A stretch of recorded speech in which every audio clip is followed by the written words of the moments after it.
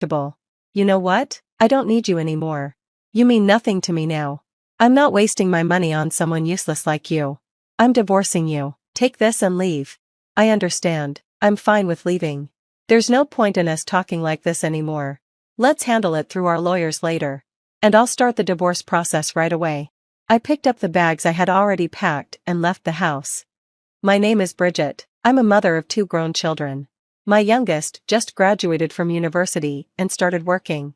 Now, I'm ready to start a new chapter in my life. If Stephen and I had a happy marriage, we might have planned to spend our later years together peacefully, but I have no intention of doing that. Our relationship has been cold for a long time. Still, it wasn't always like this. I used to love Stephen and admired his intelligence. I dreamed of a happy life with him forever. But after 35 years of marriage, I discovered his true feelings. To him, I was just a tool to help grow his company. When we met, Stephen's business was already doing well. From the outside, we looked like a perfect couple. 10 years into our marriage, our first son, Joshua, was born. 2 years later, our second son, Liam, came along. That's when Stephen's real intentions became clear. 2 boys. Well done, Bridget. Now my company is safe. One of them will take over my business in the future. At first, I thought he was joking. But as our children grew, he started pressuring them to run the company. Stephen, parents shouldn't control their kids' lives. It's their decision what path they want to take. You don't get it. It's normal for parents to pave the way for their kids. I don't disagree with helping them. But it's up to them to decide which path to follow. Stephen just laughed and said something that shocked me. Do you know why I married you? What do you mean? Because you're the granddaughter of a major bank chairman. Financial connections are crucial for a business. I know that. We had an arranged marriage. I understood you saw some benefits in me. Not just that, you're the smartest woman I've ever met. I wanted good genes for my children. If both parents are intelligent, there's a better chance the kids will be smart too, and that's good for my business. Is that really why you married me? Of course, why else? When my youngest was 2, Stephen's words crushed me. Yes, I admired his determination and hard work in building his company. But I never thought he saw me as nothing more than a way to create smart children for his business. My mind went blank for a moment, but I couldn't stay that way. I had 2 children to raise, and I needed to make sure they grew into capable adults. From that day on, I worked hard for my kids. It wasn't easy, but my husband was right about one thing. Both of them were incredibly smart from a young age. Luckily, my husband and I had overlapping goals. He wanted to raise a brilliant successor for his company, and I wanted to focus on giving my children the best education possible. We had different reasons, but the same solution: spend money on education. To my husband, paying for their education was like making an investment. And it paid off. They became outstanding university students, just as he had hoped. One day, when Joshua, my eldest son, was in elementary school, he asked me, "Mom, do I have to work for Dad's company when I grow up?" "Joshua," I said, "it's your life. You should do what you want to do. As long as you live responsibly and don't harm others, Mommy will be happy with whatever career you choose. Remember, your life is yours, okay?" "Okay, then, Mommy, I'll tell you my secret. I want to be." Joshua had a dream even as a young boy, but he never shared it with his father. He was smart enough to know his dad wouldn't approve. In the end, Joshua followed his dream. He passed the bar exam after university and became a lawyer. Ironically, I was a lawyer too before I got married. And Joshua had always been curious about my work. Now, he runs his own law firm with a former classmate and stays very busy. When my husband found out, he was furious. "You never told me you were going to be a lawyer. Why didn't you join my company? Do you know how much money I've spent on you? Quit that law firm and come work for me." My husband couldn't understand our children's choices, because he never truly spent time with them. He only saw them as heirs to his business. But Joshua stood his ground. "Father, do you really want me to stop being a lawyer? If I do well as a lawyer, I might be able to help your company in the future. Right now, you spend a lot of money on legal counsel. If I become a better lawyer, I could support your company someday. Wouldn't that be better?" That response caught my husband off guard. His frustration faded, and he seemed to accept it for the moment. However, I know Joshua has no intention of joining his father's company. For now, though, my husband chose to believe that he might someday. I knew my husband was thinking about how my eldest son, Joshua, might help his company in the future. But there was another, more important reason for his confidence: our second son, Liam. Liam was different from Joshua, but just as talented in his own way. My husband believed Liam, who would graduate from university in 2 years, would be a perfect fit to join the company. Because of what happened with Joshua, my husband made sure to remind Liam that it was his duty to join the business. Liam said he understood, which seemed to put my husband at ease. Liam, however, has always been his own person. Even as a child, he had a strong and independent personality. In kindergarten, he didn't always join the other kids in their activities, he did what he liked. But that didn't mean he was difficult. He played alone during recess, but in class, he worked well with others. One day, I found him standing by a tree after school. "Liam, honey, what are you doing?" "Mom, I'm a tree right now. I don't understand human language." "Oh, I see, but Mr. Tree, it's time to go home now, can you get ready for that?" "Okay." Liam was certainly unique, and he followed his own interests. He loved plants and nature from a young age. He even studied Chinese and Spanish so he could read research reports from other countries. After high school, Liam went abroad to study at a university. My husband was thrilled and said, "A multilingual business owner will take my company to the next level." But after graduating, Liam didn't come back to join the company. Instead, he started working at a research institute overseas. Of course, my husband was furious. "You promised me you'd join the company, come back right now." He kept calling Liam, demanding an answer. "Liam, when are you coming back?" Soon, I guess." "Enough, stop joking around and come home." "I'll come home when I'm done studying." "Liam, knock it off." My husband's frustration was partly because of the company's worsening financial situation. He didn't talk to me about it, but Joshua told me the truth. I think that's why he couldn't handle what he saw as Liam betraying him. Honestly, I don't care about my husband's company. I've raised my children, and since Liam was born, my husband and I have barely spoken. I'm grateful to him for supporting our children's education. But now that they're grown, there's no reason for me to stay. I've been waiting for the right moment to divorce him. I told both of my children how I felt, and they supported my decision. With nothing holding me back, I was ready to move forward. And the opportunity came sooner than I expected. "Bridget, I need to talk to you. Take a seat," my husband said one day. "All right," I replied. He placed a file on the table and continued. "It's unfortunate how things turned out with our children. But thank you for your 35 years of hard work. Thank you as well for funding their education," I said. "So, let's think about the rest of our lives, shall we?" "Yes, let's." Without hesitation, he handed me the divorce papers. "Don't worry, I'm not leaving you with nothing," my husband said. "I'll give you $30,000 to cover your immediate expenses." "What?" I snapped. "You think you can make up for 35 years of my life with just $30,000? Why not? You've had a good life so far." "A good life? Are you serious? All you've ever done is push our children to take over your company. They have their own dreams." "Enough, I've paid for everything, so it's only fair." "No, it's not. Parents should invest in their children's futures. But not to force them into a life they didn't choose. You and I see the world so differently, it's been unbearable living with you. Don't act high and mighty, you should be thankful for the money. I want proper compensation, not your handouts. You're a businessman, you know the rules. You're offering me $30,000 for my share of everything? That's ridiculous."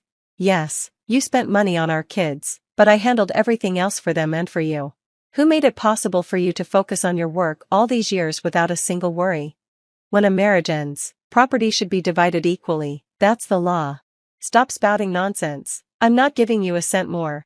Common property is split 50-50, that's how it works." "Fine, I'll agree to the divorce, but don't expect me to roll over. We'll have the property settled properly by law." At this point, his face turned bright red, and he started yelling. "You're ridiculous, this is unacceptable. You're worthless to me now, nothing but a burden. I'm not giving my money to someone as useless as you. Take this, sign the papers, and get out of my house." "I have no objection to leaving," I replied calmly. "This conversation is pointless, we'll settle the details through lawyers. I'll take care of the paperwork right away." With that, I grabbed the luggage I had already packed and left. I went straight to my eldest son's house nearby. "So, Dad asked for the divorce?" Joshua asked when I arrived. "Yeah," I nodded. "It's happening for sure now." I picked up the divorce papers my husband had handed me. As I flipped them over, I noticed a sticky note stuck to the back. "What's this?" I mumbled, taking a closer look. Then it hit me. "Oh, is this what I think it is?" Without wasting a moment, I called Joshua and showed it to him. "I knew it," he exclaimed. "The rumors were true. Mom, you need to call the police." "What? Why?" I asked, confused. "In this case, we'll actually need to involve the IRS and the prosecutor's office." "Don't worry, I'll handle it," Joshua assured me. "But, should I still call the police?" "Yes, Mom," he said firmly. "It's important to have a record that you reported this." "Oh, okay, you're right." 2 weeks later, my husband was arrested for fraud. He had set up a fake business venture and swindled hundreds of millions of dollars from a bank. When he realized the fraud might be exposed, he even ordered his staff to destroy key documents. That sticky note on the back of the divorce papers had exposed everything. To me, my husband wasn't just someone I had been married to for decades, he was a criminal. The divorce went through shortly after his arrest. His company went bankrupt, and he had to sell off all his assets to repay the stolen money. But even then, it wasn't enough to cover the full amount. I was worried about how my eldest son, Joshua, would be affected by his father's imprisonment. But ironically, it made him a hero in the public eye for standing up and helping to expose his father's crimes. As for me, I never received my share from my broke ex-husband. Honestly, it wasn't something I was concerned with. What mattered most was helping refund the victims of his fraud. I'm not practicing law anymore, but I'm advising at my eldest son's firm. And I'm really grateful to be back in the workforce. 3 years later, my ex-husband was released from prison. My children reached out to him right away. My second son even came back home. And they both went to pick their father up when he was released. They said their father thanked them. He surprisingly refused their help, though. I'm glad to hear that, in the end, he showed some fatherly care. I've heard he's working hard now to pay off his debts in his old age. My life and my ex-husband's will never cross paths again. I hope this whole experience helps him reflect on his life. Once, my ex-husband sent me a letter through my eldest son. But I chose not to read it. My eldest son insisted I should, as if he knew what it said. But I refused. I know he meant well, and I understand why he offered it. I'm sure the letter was an apology for our marriage. But I won't accept it. He'll feel better thinking he's apologized. But I'm not going to make it easy for him. This is my small act of revenge, a little price to pay for 35 years of my life. Now, I want to live the rest of my life peacefully and righteously. Thank you for watching until the end. If you enjoyed this story, please subscribe to our channel. See you in the next video. Since Lily was born, things have changed a lot. Before, when I entered a room, Mark used to look happy to see me. Now I'm lucky if he even grunts before burying his face in his phone. His job hasn't changed much, maybe even less stressful than before, but something in him turned off the day we brought her home. Mark used to like my paintings, but now he criticizes them. He used to admire my work, even had my best piece framed in his office once. Not anymore. When he sees me setting up my easel, his voice gets sharp and angry. He complains about the mess in the house, blaming me for not managing everything. Every night, he leaves for work without a word, ignoring me completely. Lily notices, asking if Daddy is angry. I try to reassure her, but it's hard when Mark doesn't appreciate what I do. I keep trying to make things better, cooking dinner, keeping the house clean, and taking care of Lily. But Mark just sees my painting as a waste of time and money. He doesn't understand that it's important to me. I try to stand up for myself, telling him that raising our daughter and painting are meaningful to me. But he doesn't listen, only seeing it as a mess he'll have to clean up later. His unkind words hurt, but I'm getting used to it. But my dreams and passions didn't have a place in Mark's world anymore. "Dinner's ready," I called out, feeling like I was putting on a show. My hands trembled as I served the meal. But Mark's parents, sitting like judges at the head of the table, barely noticed my efforts to create a warm, hearty meal. Their attention was on the easel by the window. "What's this, then?" Mark's dad, George, a big man with a booming voice, pointed at my unfinished painting. "Oh, that's just something Grace has been messing around with." Mark chuckled, dismissively waving his hand before sitting down. "Real high-class stuff, right?" Laughter filled the room, but it didn't reach their eyes. My, we're an artist now, are we?" Mark's mom, Patricia, chimed in, her voice sharp. "Why don't you show us your latest masterpiece, dear?" George's smile seemed more like a challenge than genuine interest. "It's not done yet," I muttered, but Mark was already walking over to the canvas, grabbing it with less care than he'd handle a dish towel. "Look at this, folks," Mark laughed, flipping the canvas around like he was revealing a letter on Wheel of Fortune. "It's supposed to be a landscape, can you believe it?" George's laughter erupted again. "Looks like a blind dog's nightmare," he joked, while Patricia shook her head disapprovingly, her nostrils flaring with each breath. "Why waste your time with this hobby? Get a job or do something. Anything productive," Patricia said, as if no place would hire me. Mark snorted, setting the painting back with a thud that made my heart sink. "The job market's tough out there, and well, look at her." I felt the lump in my throat, my hands tightening into fists at my sides. "I do plenty. I take care of Lily and this house," I tried to say, but my words faltered under their collective stare. Patricia prodded at the food with her fork as if she suspected it was poisoned. "Taking care of your family is the least you can do," she sniffed. "But honestly, Mark, if you'd married someone with a little ambition," they went on, tearing strips off me with every word, while I just stood there. The room closed in, their words pressing on my chest, squeezing the air from my lungs. I felt myself slipping away, becoming smaller, insignificant in this grand performance of theirs. Something in me snapped as soon as the meal ended. With a fake tone, I excused myself and marched up the stairs, not looking back, locking myself in the bedroom. Mark's voice climbed up the stairs, maybe half an hour later, cracking through the door. "You coming back down? We need to clear the table." I didn't respond. I couldn't. If I opened my mouth, a scream or a sob would have escaped, and I wasn't going to give them the satisfaction of hearing my breakdown. I scrolled through my bank app, a frown etching deeper lines on my face. Our account was looking dire again this month, and the grocery list wasn't getting any shorter. Lily needed new shoes, too. Mark's voice tumbled in from the living room. "Grace, why is there a charge for $48.95 for Martin's art supplies?" "Just picked up a few things," I said, tapping through the app to transfer what remained of my personal savings to cover it. "I needed them," I said, my voice pleading. "Come on, Mark, that's money we could have put towards something important, isn't it?" His voice was flat, bored even, with a hint of something else. Was it disappointment? Frustration? "Art is important to me, Mark, the same way your golf is important to you," I replied, holding back the fact that his golf clubs cost more than a year's worth of my supplies. "Yeah, but golf is networking. It's part of my job." "What does your painting get us?" "A cluttered house and wasted cash," he grumbled. "It gets me through the day," I murmured, feeling that old familiar tug of war in my chest. Through the day? We have to be smart about money, not just spend it on whatever gets us through the day. Budget, Grace. "Budget," he said, and the word felt like a choke chain. "I pay for my art supplies with my own money, Mark, the money I had before."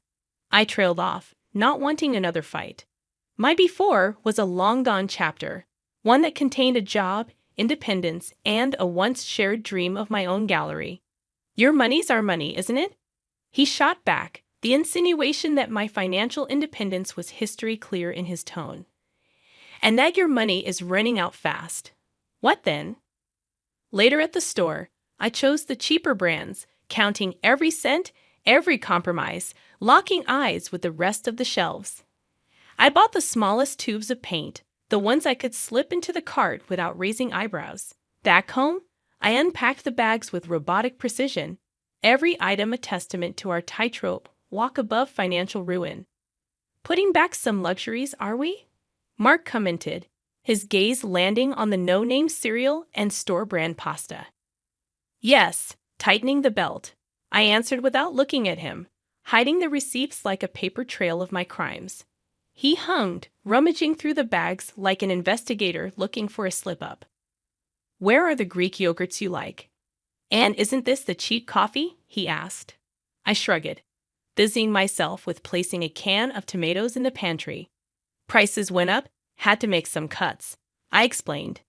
Don't see any cuts in your art budget though, he said, a cold finger pointing out the new brushes I'd slipped under a loaf of bread. I turned to him, meeting his eyes for the first time since the conversation began. This keeps me sane, Mark. My art keeps me sane, I said firmly, clenching my fist around the countertop to stop the shake in my hand. Well, sanity's quite the luxury item these days, eh? He nodded towards the brushes, his words deliberate, biting. That night, I painted not out of passion but frustration. Each stroke was a challenge, a cut from our personal budget to fit it within the constraints of Mark's expectations. But as I worked, I remembered a time when these brushes were a joy to hold, not a weapon I had to defend. Mark was somewhere across the country, tangled up in business trip meetings, when he decided to drop the latest task on me. His voice buzzed through my phone, sounding like he was already out the door before he even finished his sentence. Grace, you've got to pull together a birthday present for my boss's wife, Clara. Her big day's in a week. Okay, do you have any cash set aside for that? I asked, squinting at our already tight budget on my laptop screen. Nah, you figure it out. Just make it look like we put some thought into it, he muttered, sounding distracted. Hang on, you want something nice. But I'm supposed to magic up the funds for it. I muttered to myself, feeling the heat rising in my cheeks. You always find a way to make it happen, Grace, Mark had said with that cheery little line, and then he was gone. I let out a long, slow breath, closing my eyes and trying to push back the frustration gnawing at my last nerve. I didn't have the cash, but I needed something that would knock Clara's socks off. No pressure, right? After a deep dive into Clara's online world, it was clear she had a thing for art. Her feed was full of gallery visits, pictures of canvases that probably cost more than our car. She even had photos with artists, talked about supporting the arts, patronage, and all that jazz. An idea sparked, and I grabbed it before it could blaze out of my mind. A painting for me.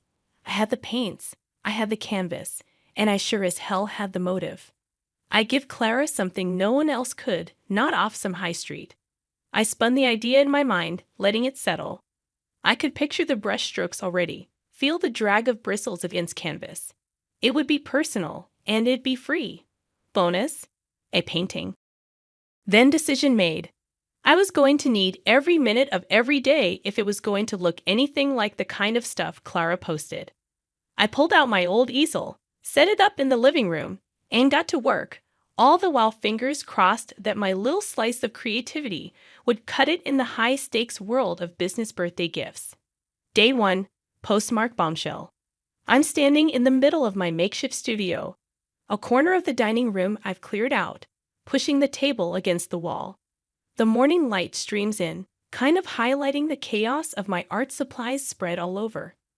Mommy, what's all this? Lily, my 6-year-old, parks herself right in the middle of the chaos, her eyes as round as the splattered paint drops on the floor. Mommy's got to make a birthday present, baby, I reply, rifling through old brushes with bristles stiffer than my back feels. For a lady Daddy works with. I explain, snatching the brush from her before it becomes a makeshift sword or fairy wand. Lily's forehead scrunches up in confusion. But why can't Daddy buy something? Lily asked, her voice innocent. Lily, go watch your cartoons, will you? I need to think, I replied. I wasn't in the mood to unpack the complexities of our bank account or my marriage to a kindergartner. Grumbling something under her breath, sounding too much like me for comfort, she trotted off to the living room, leaving me to my quandary. The week grinded by. I was pulling double shifts, daytime mommy, nighttime Picasso. The canvas started to fiddle, taking on a life of its own, something abstract, something that felt kind of like the whirlwind that's my life lately. I didn't hear a peep from Mark, no check-in calls, not even a text asking how it's going. I guess he was too wrapped up in his charts and deals, and whenever he does, that's too important to ring his wife. Lily, on the other hand, was my tiny shadow, always creeping back to watch me paint. "You're really good, Mommy," she said on. "Like, what date for?" "You should draw stuff more." I smiled because that's probably the best review I'll ever get. "Think so, huh? Maybe I will." The night before the big reveal, the painting's finally staring back at me done. It's not just art. It's everything I haven't been able to say or do, all poured out onto canvas. I couldn't sleep that night, tossing and turning, thoughts swirling in my head. What if Clara hates it? What if Mark thinks I've wasted my time? What if? But the morning comes clear and bright. The painting's wrapped up, no fancy paper, just brown parcel stuff, but neat, with a nice bow from Lily's hair ribbons because why not? So there I was at the boss's wife's birthday bash, my arms wrapped tight around a package, the painting I hoped would be a hit. I slid through the crowd, eyes low, wishing I could blend into the wallpaper. Mark was there too, just flown in hot from his latest trip, looking every inch the man who had it all, except the picture-perfect trophy wife. His eyes swept over the women, polished and perfect in their cocktail dresses, then landed on me like a ton of bricks. I saw that look on his face, like he just bit into a lemon. He looked me up and down and shook his head, just enough so only I'd notice. The room faded a bit, like someone turned down the volume on the party, and all I could hear was my heartbeat in my ears. Then his gaze zeroed in on the parcel, all wrapped up and nestled in my shaky grip. His eyes flashed, and oh boy, I knew that look. I saw the storm brewing before the first word even shot out. "What's that?" He spat, barely keeping a lid on it. I pulled the package closer, as if I could shield it and me from what was coming. "It's a gift, my painting." The words barely had a chance to hang in the air. "A painting. You're kidding, right?" Mark's voice boomed, loud enough to catch a few glances our way. I tried to shush him with my eyes, but he was past caring. "You actually think this is okay? To hand her a piece of amateur hour?" The whispers around us started, like the start of rain, soft but getting stronger. "Mark, please, not here," I begged, my cheeks flaming up fiercely. "Did you lose your mind?" he roared, and the room didn't just pause, it froze. "You make us look like fools." By now, we were the main event. Eyes flicked to us, then away, then back again, like they were watching tennis. I shrank, wishing I could melt right into the floorboards. His face was a shade of red I'd only ever seen on traffic lights. "Great, just great, Grace." He vented, throwing his hands up. "You don't think, do you?" The heat in my face told me I was blushing, and not in a cute way. My hand shook, but I hugged the painting tighter because what else was there to hang on to? I took a breath, tried to remember why I thought this was a good idea. "Now everyone's going to have a go at us, thanks to you and your dumb idea," he added, sharp as a knife. My mouth opened, words ready to tumble out to defend, or maybe just to tell him to put a sock in it. But what was there to say with the whole room's eyes burning holes into us? Instead, I just stood there, the fool he called me, wishing the ground would do me a favor and swallow me whole. The laughter after Mark's outburst felt like daggers. Even with the room spinning, I caught the boss's eye. He was just watching, all quiet, with something like confusion on his face. And his wife, Clara, she had this half-concerned, half-intrigued frown that actually gave me a sliver of hope. Clara waved a hand, cutting through the noise. "Quiet down, everyone. Let's see what Grace has brought." I moved on autopilot, my hands still a bit jittery as they tore the paper from the canvas. The art spilled out into the room, all the colors and shapes I'd spent nights pouring myself into. Clara's eyebrows shot up. "Oh my," she said, and the room hushed, like they were waiting for her to drop the hammer. But then she continued, "This is quite something, Grace." Mark was still fuming by my side. "Yeah, it's something all right," he muttered. I ignored him and searched Clara's face for some sign. It's for you," I mumbled, Happy birthday. She tilted her head, studying the painting like it was a puzzle. It's bold. I like bold, don't you, darling? She said, nudging her husband. The boss was a tough guy to read, but he nodded. Don't see something like that every day, he remarked. Mark tried to jump back in. Oh, come on, you're saying you like this mess. And there it was, the snap in Clara's voice as she turned to him with a squint. Mark, I'd watch it if I were you. Your wife has talent, and I won't have you embarrass her any further. It's unbecoming. The room fell into this tense kind of quiet, the kind where you could hear someone sneeze 3 houses down. Look at the colors, the feeling in it, Clara was saying. Now it's got life. Mark tried for a save. Well, sure, if you like that sort of thing. But Clara cut him off. I do. It's decided. This goes right in the foyer. I blinked. Was this actually happening? You sure, babe? The boss chimed in. It's not exactly. Clara shot him a look, and he trailed off. Standard, right? It's unique, he corrected himself. Her arm shot out to me. A beacon in the high heels and overpriced suit. See? Thank you, Grace. This here's a real gift, folks. It's got soul. And just like that, the murmur started up again. But they had a different tune. People were nodding, some even looking at me with what felt like respect. Clara, still holding my painting like it was a treasure, turned her eyes on me again. So Grace, she said, drawing the room's focus. Ever thought about showing your work, like in a gallery? Mark let out a scoff. I heard it, but my eyes were glued to Clara. Nah, who'd want to see my stuff? I said, Don't worry, Grace. I would. And I know people. Clara said firmly, her eyes sharp. Mark tried to laugh it off.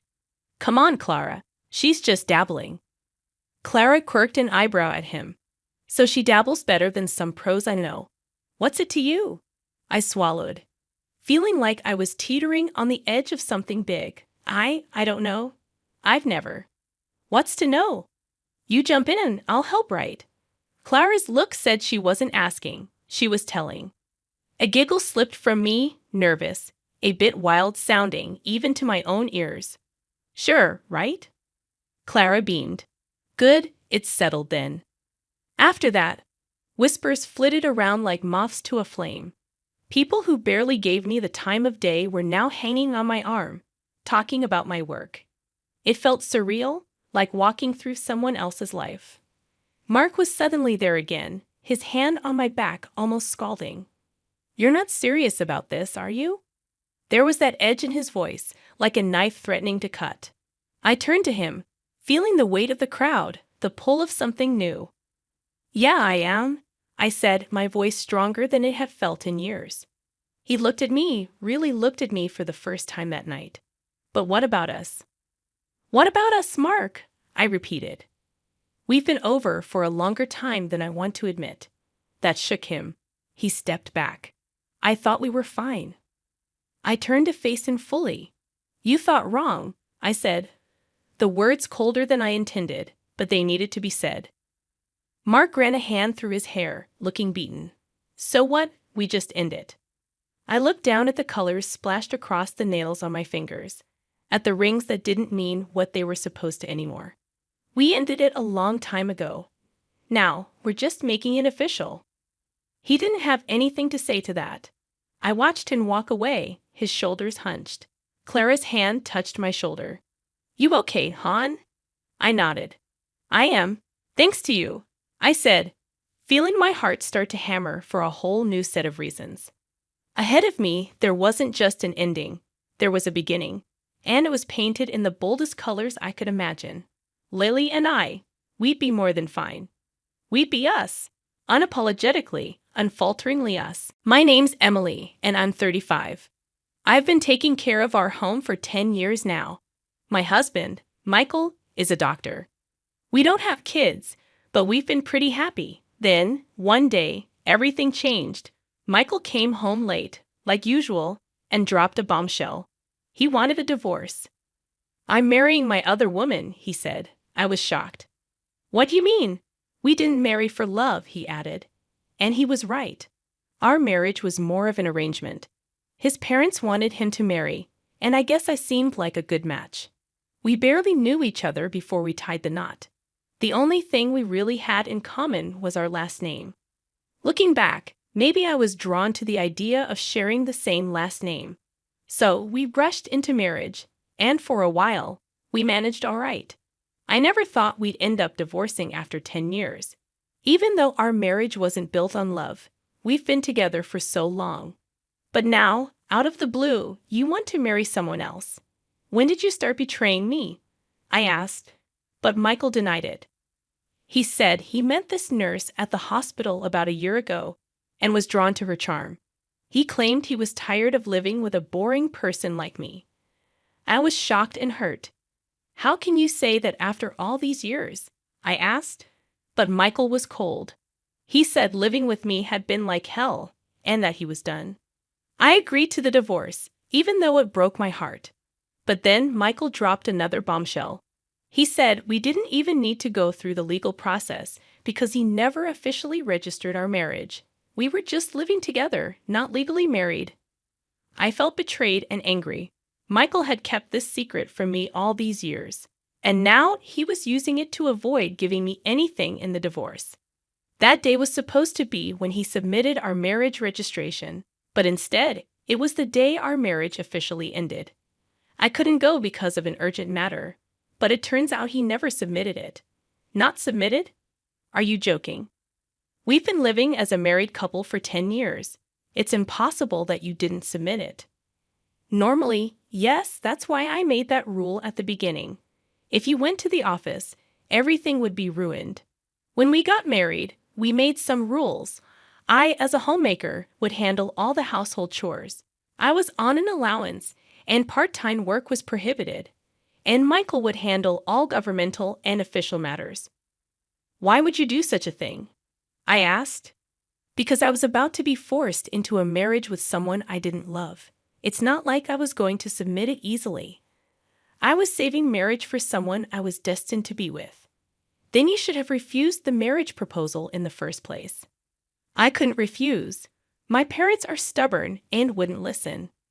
What would have happened if I said I didn't want to marry? Plus, I wanted a housekeeper. A housekeeper? I'm a busy doctor and can't often tend to household chores. So, I decided to marry you as a housekeeper. It was a good deal for you too, right? You could eat well and have a roof over your head without working. You seemed desperate to get married too. What? You were probably feeling pressured because your friends were getting married, right? Even though we weren't actually married, you were seen as the woman who married a doctor. This 10-year relationship was a win-win for both of us. That's all it was, and it ends today. You should be grateful for the good times you had. Now you have to live on your own without relying on others. I can't believe this. Oh, and one more thing. Don't tell my parents about this. If you do something unnecessary, you know what will happen to your father, right? My father, who runs a medical equipment sales company, has a contract with the hospital where he works. It was through my marriage to him that this connection was made. If I told my in-laws, he's implying that he'd sever the contract as a threat. In other words, he's threatening me not to do anything unnecessary. It's your fault for being deceived. How pitiful to be thrown out with nothing, he said, laughing. But the one who would be thrown out without knowing anything was actually him. I couldn't help but burst into laughter. What's so funny all of a sudden? I can't believe you became a doctor with that kind of knowledge. What do you mean? I knew all along about your mistress and that you didn't submit our marriage registration. That's impossible. That's why I've been preparing, waiting for the day you'd bring it up yourself, preparing to get my revenge on you. In fact, I had a gut feeling about my husband's infidelity for the past 6 months, but I lacked solid evidence to confront him. So, I decided to hire a private investigator to look into his affair. Ma'am, there are 2 things I need to tell you, the investigator said. The first is that your husband is indeed having an affair. We got evidence of him entering a hotel with a nurse from his workplace. And the second is from their conversations. There's a possibility that you two are not legally married. Not legally married? What does that mean? I overheard your husband and his mistress at a cafe. He said they didn't need to worry about alimony or property division since they never submitted a marriage registration. What? I can't believe it. We've been living as a married couple for 10 years. I don't know why he didn't submit the marriage registration. That's why he never let me handle any official procedures. Yeah, that seems to be the case. I can't believe this. How could this happen? It's rare to hear about not submitting a marriage registration for 10 years, but it's not unheard of. This is too much. Am I just supposed to accept this? If we were never married from the start, there's nothing I can do. Not necessarily. What do you mean? Let's make him pay for deceiving you for 10 years. First, we need to prepare without him noticing. And so, I began to prepare with the investigator to punish my husband. So, what if you knew we were never married from the start? So, it doesn't matter what I do with other women. I don't need to take any responsibility, he said, trying to brush off his actions. You said I was pitiful for not knowing anything, but it seems you were the one who was pitiful. What do you mean? We're considered to be in a common law relationship on paper. So what?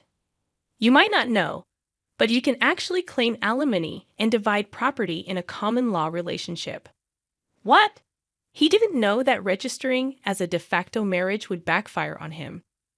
You can make claims in a common law relationship. It's not well known, but yes, you can. Of course, there are some conditions. Looking at your case, it seems you meet them. What are these conditions? The common law relationship is established based on these two criteria. First, both parties must have the intention to marry. If it's just living together, that's cohabitation. Mutual intent to marry is key. That seems subjective and hard to judge. For instance, if you had a wedding ceremony or were recognized as a couple by others, it can be acknowledged. We've had a wedding ceremony, and our parents and friends know us as a couple. Then the first criterion is met. The second is living as if married. This includes sharing household life for over 3 years.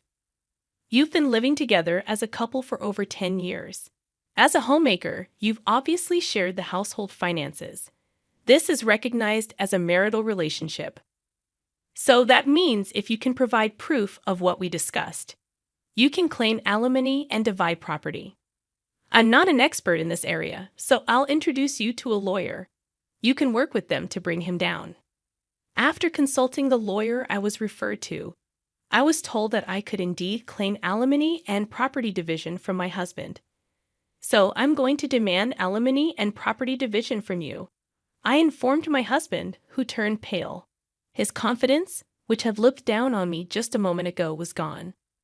But even if you can claim alimony and property division, you're just an unemployed woman. Do you plan to rely on your parents after being kicked out? Didn't I say I was preparing? I've already found a job starting next month. I've also got my eye on a new place. Don't worry about me.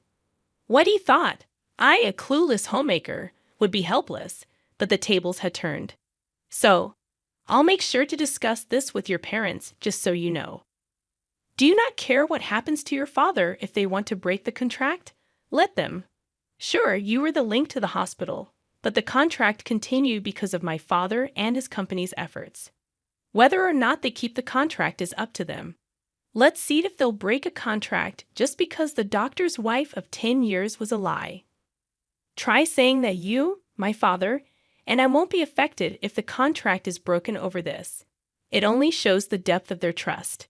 We'll just find another hospital to partner with. Saying this, I took out my phone. You're not calling your parents, are you? That's exactly what I'm doing. Our parents think we're still married. It's only natural to inform them if this relationship is ending. Then, to my surprise, my husband began to apologize to me. Please, let me talk to them. Don't call. Why? You know how strict my parents are.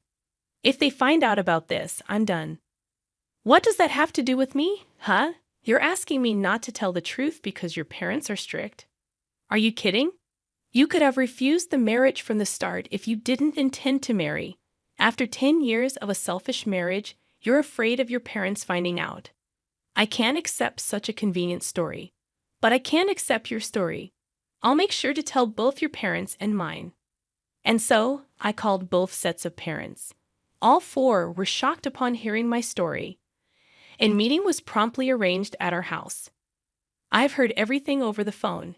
Is it true that you pretended to be married for 10 years without submitting a marriage registration? Speak up, you foolish son. It's true. I didn't submit it. Why would you do such a thing? Didn't you think about how Emily would feel? I had no choice. No choice, you say? How can you even say that? It's actually your fault, Dad and Mom. I didn't want to get married yet. You started looking for a bride on your own, saying it was time I got married. You arranged meetings and tried to force a marriage on me. You're the one who agreed to the marriage, aren't you? I had to agree. If I had refused, you would have made a fuss about it. So, I decided to get married. If you were resolved to marry, why didn't you submit the marriage registration? I read about a man on the internet who was in the same situation. He didn't want to marry, but had to because of his parents. He lived a married life without submitting the registration, then revealed the truth when he found someone he truly loved. That's appalling. And what happened to that guy in the end? He's now married to the person he loves and has a real marriage. So I too will marry my girlfriend and have a real marriage.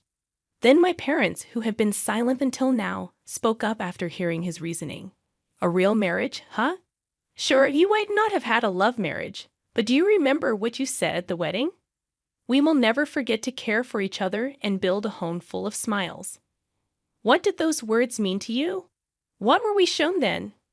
We sent our daughter to you hoping for her happiness, but you deceived her for 10 years without submitting a marriage registration. Did you build a home full of smiles? Now you're leaving her for another woman. Can someone who acts without a shred of care, even if they change partners, truly have a real marriage? Well, I was happy you married our daughter, not just because you were a doctor. I thought she could build a happy home with someone as sincere as you. But it seems we were mistaken and deceived. And you threatened our daughter. If she told us about this, you'd cut off the contract with our company. What? Seriously. If you're going to threaten our daughter, we'll cut off the contract ourselves. Be warned. We will tell the truth when asked. Why? If you do that, there will be rumors at the hospital. Rumors? Well, yes, but that's the result of your own actions. You were the one who threatened us with cutting off the contract. My husband was in complete panic at this unexpected turn of events. Please wait. This is getting out of hand. Let's just talk. Don't mess with us. My father-in-law grabbed my husband by the collar, furious. We didn't raise you to be such a scoundrel. What were you thinking? Father, please stop. By not submitting the marriage registration, you might have thought you were doing yourself a favor. But because of your selfish actions, Emily was strung along for 10 years. What were you thinking, causing such trouble to others? The living room fell silent. My husband, faced with my father-in-law's words, had nothing more to say. Emily and your parents, I'm truly sorry for the trouble caused by this idiot. No, you parents shouldn't apologize. It's not your fault. However, it's partly our responsibility as parents for letting him act this way. For now, we'll take him home and make sure he doesn't continue his reckless behavior. We'll deal with the aftermath properly. We're very sorry for all this. And with that, my husband was taken away by his parents back to his childhood home. You've been through a lot. For now, you should come back home and rest. We'll think about what to do next later. You don't need to worry about anything right now. My parents thought I was completely exhausted and deceived. They spoke to me with such kindness. Thank you. But I won't go back home yet. I still have things I need to do. I declined their offer and stayed in my own home.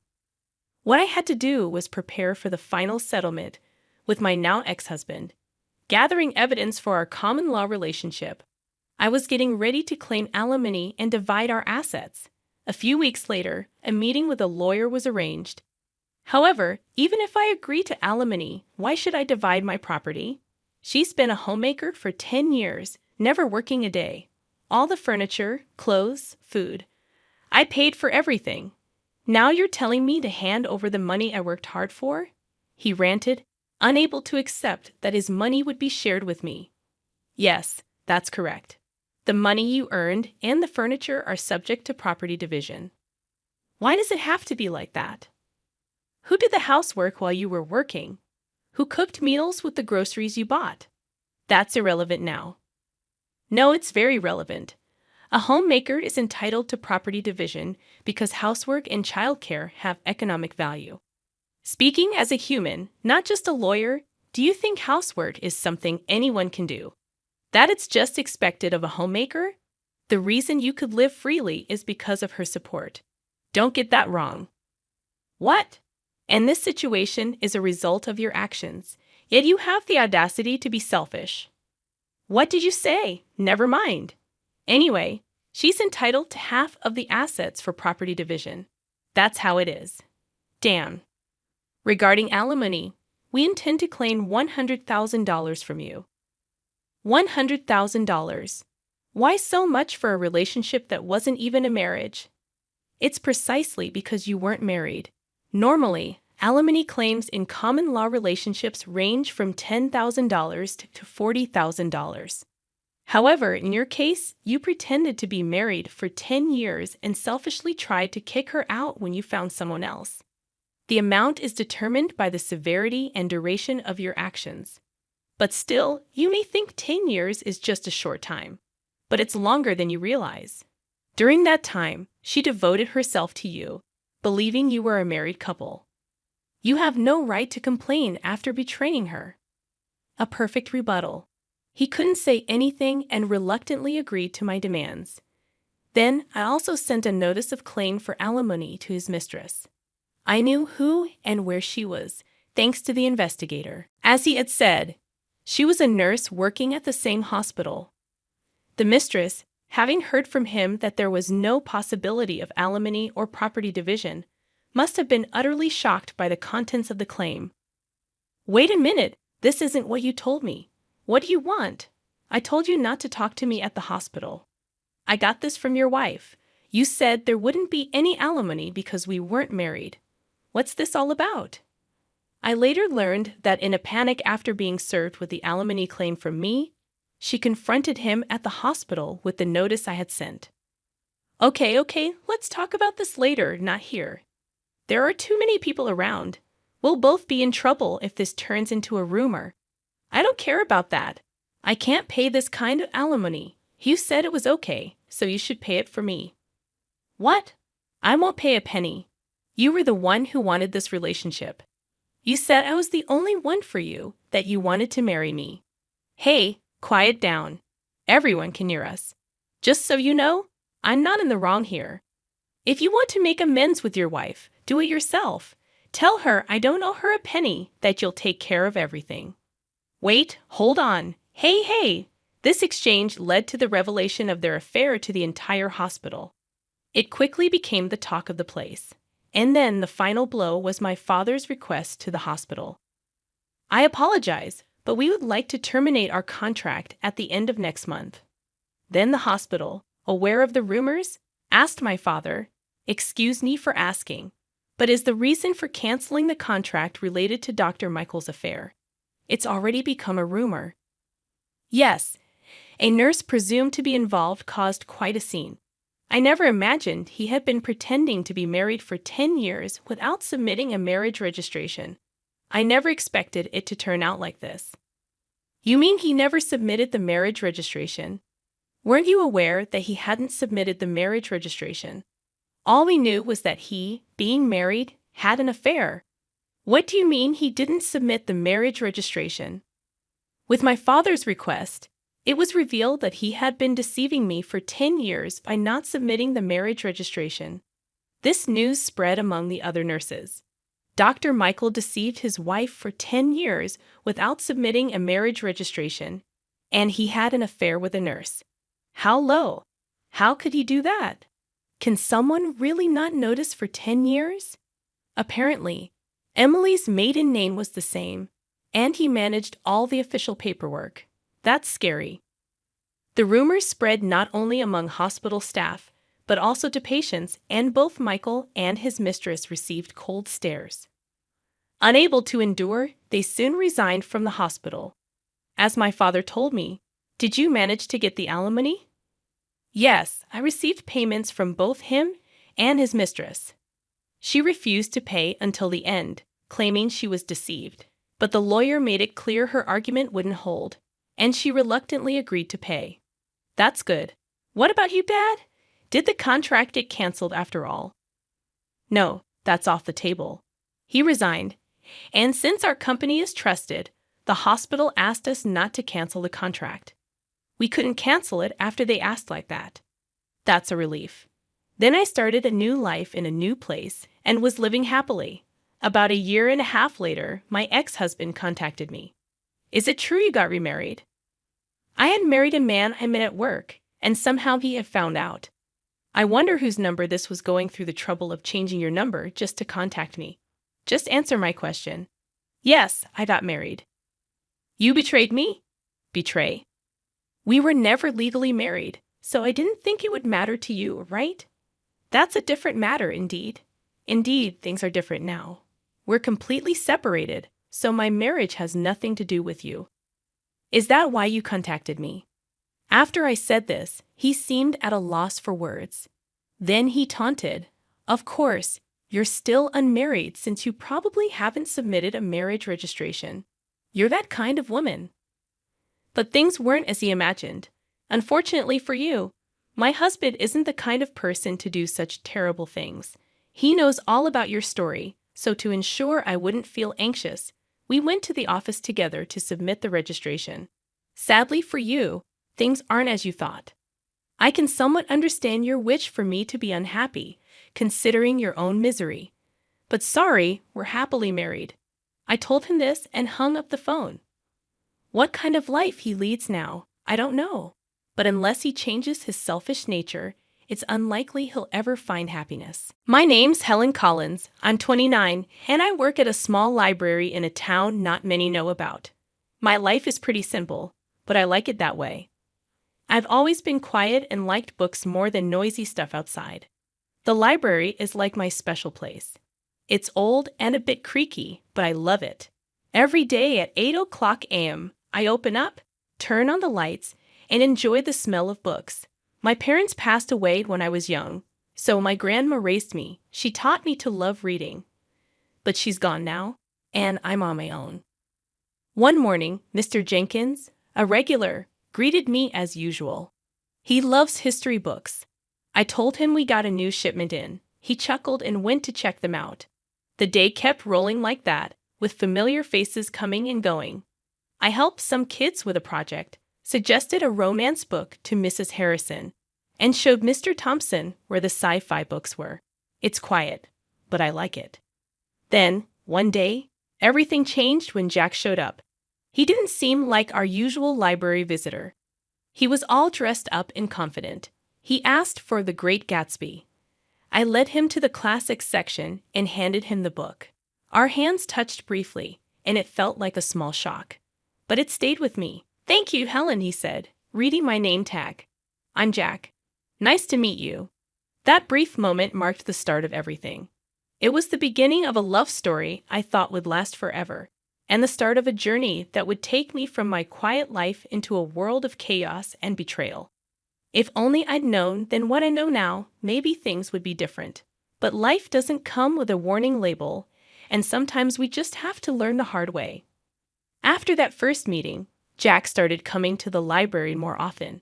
It was strange because he didn't seem like the type who read, but each time he came in, he'd ask for a book suggestion and chat with me for a bit. One day, he walked in as I was struggling with a box of new books. "Need a hand with that?" he offered, walking over. "That would be great, thanks," I said, relieved. As we placed the books on the shelves, he asked, "So, Helen, what got you into working at a library?" I shrugged. "I've always loved books. They're like friends, you know?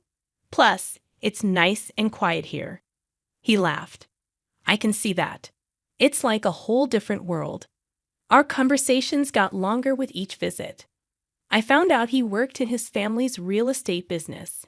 He was easy to talk to, and for the first time in a while, I felt like someone was genuinely interested in me. Then one day, he surprised me. "Helen, would you like to have dinner with me tonight?" he asked, hopeful. I was taken aback. "Like a date?" "Yes, like a date," he smiled. I hesitated. This was new for me, but there was something about him that made me want to say yes. "Okay, sure. I'd like that," I replied, trying to sound steady. We went to a cozy restaurant in town. We talked about everything and nothing, and for a few hours, I forgot about my usual solitary life. Walking home, Jack said, "I had a really great time tonight, Helen. You're very different from the people I usually meet." I didn't know how to respond, so I just smiled. He continued, "I'd like to see you again. Would that be okay?" I nodded. "Yes, I'd like that." From then on, we started seeing each other more often. He'd take me out to dinner, or we'd go for walks. It felt nice. For once, I felt like I was part of something more, part of a world that wasn't just about books and quietness. It wasn't long before I fell hard for him. He was charming and attentive, and he made me feel special. And when he asked, I didn't hesitate. I said yes. Looking back, I wish I had seen the signs. I wish I had known that the charm was just a mask, a cover for something much less pleasant. Love can blind you, make you ignore warning signs, and I was head over heels in love, or so I thought. After Jack and I got engaged, things started to change. It began with his parents. They didn't like me from the start because I didn't come from money. The first time I met them, we were at their fancy house for dinner. I was nervous. "Helen, this is my mother Margaret and my father Richard," Jack introduced. "Nice to meet you," I said, trying to smile. Margaret looked me up and down. So you're the girl who works at the library?" "Yes, I am," I replied, feeling smaller by the second. Richard chimed in, "Jack, couldn't you find someone more suitable?" I felt like disappearing. The dinner was long and uncomfortable. They made it clear they didn't think I was good enough for their son, but Jack stood up for me, which made me love him even more. Before our wedding, they insisted on a prenuptial agreement. They said it was just a formality. I didn't have much to lose, so I agreed without making a fuss. After we got married, I moved into Jack's house, which was actually his parents' house. They had given it to him as a wedding gift, but they acted like it was still theirs. His parents came over all the time, unannounced. They'd walk in and start ordering me around. "Helen, make us some coffee." Margaret would demand as soon as she walked in, and I would, without saying anything. I didn't want to cause trouble. One day, Margaret pointed at the TV and said, "Remember, Helen, in case of divorce, you can't claim this." It was like that with everything. They constantly reminded me that everything in the house wasn't mine. Jack started changing too. He wasn't the man I fell in love with. He started joining in on the jokes his parents made about me. One evening, I was trying to decide what to wear for a family event. I asked Jack for his opinion. "This one makes you look less drab," he said, laughing. I was hurt. It was like he was a different person around his parents. He didn't stand up for me anymore. Instead, he laughed along with them. It was exhausting living in that house. I felt like an outsider, an unwanted guest. I kept hoping things would get better, but they only got worse. The stress got to me. I started having bad stomach pains. I tried to ignore them, but one day, I collapsed at the library. I woke up in the hospital, and the doctor said it was stress-related. I was in the hospital for a few days. Jack didn't visit. He didn't even call. I felt so alone. Then one day, a notary came to my room. He had news. My great-aunt, someone I barely remembered, had passed away, and she had left me her fortune, $30 million. I couldn't believe it. I didn't even know what to do with that kind of money. Suddenly, I wasn't just the poor girl from the library anymore. When Jack and his parents found out about my inheritance, they came to visit, suddenly all smiles and sweetness. "Darling, we're so happy for you," Margaret said, her voice dripping with fake concern. "Yes, we're a family. We should support each other," Richard added. I didn't buy it. It was too much of a change. After they left, I overheard them talking outside my room. They didn't know I was listening. She's such a fool. Can you believe our luck? Jack laughed. We need to make sure she doesn't leave you, Jack. Maybe you should have a child with her. That will tie her down, Margaret suggested. I felt sick to my stomach. These people didn't care about me. They just wanted my money. I knew then what I had to do. I had to get out of that house, away from these people. I had to take control of my life. I wasn't going to be their victim anymore. I left the hospital with a plan in my mind. As I got home, Jack and his parents were waiting. They were all smiles, acting like the caring family they never were. "Oh, Helen, we were so worried about you," Margaret exclaimed. I nodded but didn't say much. I needed to act normal, not to tip them off. Jack came closer. "So, when do you get the inheritance?" He asked a little too eagerly. I looked at him, the man I thought I loved, and realized I didn't even recognize him anymore. "Soon," I said, "but it's not something you need to worry about." His smile faltered a bit. "But we're married, Helen. What's yours is mine, right?" he pressed. I forced a smile. "Of course, darling."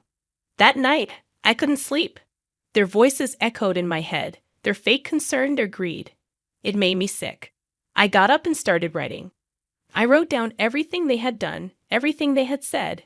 It was like a dam had broken, and years of pent-up frustration and pain poured out. The next morning, I had a meeting with a lawyer. I explained everything, showed him the prenuptial agreement. He was shocked, but he said the agreement would protect me. "You're doing the right thing," he assured me. When I got back, I found Jack and his parents in the living room. They looked up as I walked in. "There she is, our brave girl," Richard said with a smile that didn't reach his eyes. I sat down, clutching my purse. "I have something to say," I declared. They all looked at me curious. "I'm filing for divorce," I said, my voice steady. The room went silent. Then Margaret erupted. "What? You ungrateful little—" Jack was on his feet. "Helen, you can't be serious. We love you." "Do you, Jack? Because I don't feel loved." "I feel used," I replied. Margaret was fuming. "We'll sue you. We'll take half of your inheritance." I reached into my purse and pulled out a copy of the prenuptial agreement. "Actually, you can't. This says neither of us can claim the other's property in case of divorce." They were speechless. For the first time, I felt in control. I stood up. "I'm leaving. I don't want any of you to contact me." I walked out of that house, their shouts and insults trailing behind me. It was the hardest thing I'd ever done, but as I drove away, I felt a weight lift off my shoulders. I was free. Free from their disdain, their manipulation. For the first time in a long time, I felt like I could breathe. I didn't know what the future held, but I knew it had to be better than the past. I rented a small apartment in the city. It was nothing fancy, but it was mine. For the first time in years, I felt a sense of peace. I was still dealing with the divorce, but I felt like I could handle it. One day, I got a call from the lawyer. "Helen, there's something you should know about your great-aunt's will," he said. I was puzzled. "What about it?" "There's a condition. You need to use a portion of your inheritance for a charitable cause." "It was your great-aunt's final wish," he explained. I was surprised. I had no idea. She was quite the philanthropist. "It seems she wanted to pass that on to you." I hung up the phone, deep in thought. My great-aunt had given me a chance to do something good. It felt like a sign, a push in a new direction. I started researching charities and causes. I wanted to do something meaningful, something that would make a difference. That's when I stumbled upon a small organization that helped women who were victims of domestic abuse. It struck a chord with me. I contacted them and set up a meeting. The women there were so grateful for the help. It felt like I was finally doing something worthwhile. I met Linda, who was passionate and dedicated. "We provide shelter, legal aid, and counseling to women who have nowhere else to go," Linda explained. I listened, moved by the stories she shared. "I want to help," I said, feeling a sense of purpose I hadn't felt in years. With Linda's guidance, I used a part of the inheritance to fund a new shelter. It was an incredible feeling. knowing I was helping other women find a way out, just like I had. A few weeks later, Linda invited me to the opening of the shelter. It was a small event, but the atmosphere was full of hope and gratitude. As people mingled, I noticed a familiar face in the crowd. Sarah, an old colleague from the library. "Helen, is that you?" she asked, surprised. "Sarah, it's been so long," I said, hugging her. "What are you doing here?" she asked. I told her about the shelter, about my involvement. She listened, her eyes wide. "That's incredible, Helen. I had no idea," she said. "It's a new chapter for me," I said, smiling. We spent the evening catching up. It felt good to reconnect with an old friend. It felt like pieces of my life were slowly falling back into place. As the event wrapped up, Linda came over. "Helen, I can't thank you enough. This shelter will change lives," she said. I looked around at the faces of the women who now had a safe place to go. "It's the least I could do," I said, feeling a warmth in my heart that I hadn't felt in a very long time. The days started to blend into one another, each filled with the rewarding work at the shelter. I was finding a new sense of purpose, something that was truly mine. Then, out of the blue, my phone rang. It was a number I hadn't seen in a while. Jack. My heart raced with a mixture of emotions, but curiosity won. "Hello, Jack," I said, my voice calm. "Helen, I need to talk to you. Can we meet? It's urgent." His voice sounded desperate. Reluctantly, I agreed to meet him at a public coffee shop, hoping that being in a familiar place would give me strength. Sitting across from Jack, he looked different, defeated, almost pitiful. His eyes were pleading. "Helen, I made a huge mistake. I want you back. I've realized how much you mean to me," he blurted out. I looked at him, feeling nothing but contempt. "Why now, Jack?" He sighed. "My parents, they controlled everything. They were the reason our marriage failed. I was weak, but I'm different now." I felt a surge of anger. "You blame your parents? You stood by while they treated me like dirt. You laughed with them, Jack." He reached for my hand, but I pulled away. "Please, Helen. I know I was wrong. I've changed," he pleaded. I stared at him, seeing the man I once loved. But now I felt nothing for him. Changed or not, it's too late. "I feel nothing for you, Jack. Nothing but contempt," I said firmly. His face fell, and for a moment, I saw a glimpse of the man I married, but it was fleeting. "I'm sorry, Jack. I've moved on. I have a life now, a purpose. There's no place for you in it," I said firmly. He nodded slowly, a look of resignation on his face. "I understand. I just had to try." Leaving the coffee shop, I felt a weight lift off my shoulders. It was over. Truly over. The next day, there was an event at the shelter. A local artist had donated a sculpture, and it was to be unveiled in the garden. As I stood there surrounded by people who supported and believed in me, I felt a sense of belonging. Sarah, my old colleague from the library, stood beside me. "You've done something amazing here, Helen," she said, smiling. The artist pulled the cover off the sculpture, the figure of a woman reaching up to the sky. It symbolized hope, strength, and new beginnings. Applause filled the air, and for a moment, everything felt right in the world. Linda, the woman who had helped me so much, came over. "Helen, this is just the beginning. There's so much more we can do," she said. I looked around at the faces filled with hope and knew she was right. This was my new beginning, and I was ready to embrace it fully. My new life was busy and fulfilling. Every day at the shelter brought new challenges and rewards. My confidence grew, and for the first time in years, I felt in control of my destiny. I even started taking self-defense classes, something I would have never imagined doing before. One day, as I was leaving the shelter, I saw a car parked outside. It was my mother-in-law, Margaret, and she stepped out as soon as she saw me. "Helen, we need to talk," she said, her voice softer than I'd ever heard. "I have nothing to say to you, Margaret," I replied, my voice steady. "Please, just hear me out. I've realized how wrong we were," she pleaded. I stopped and looked at her.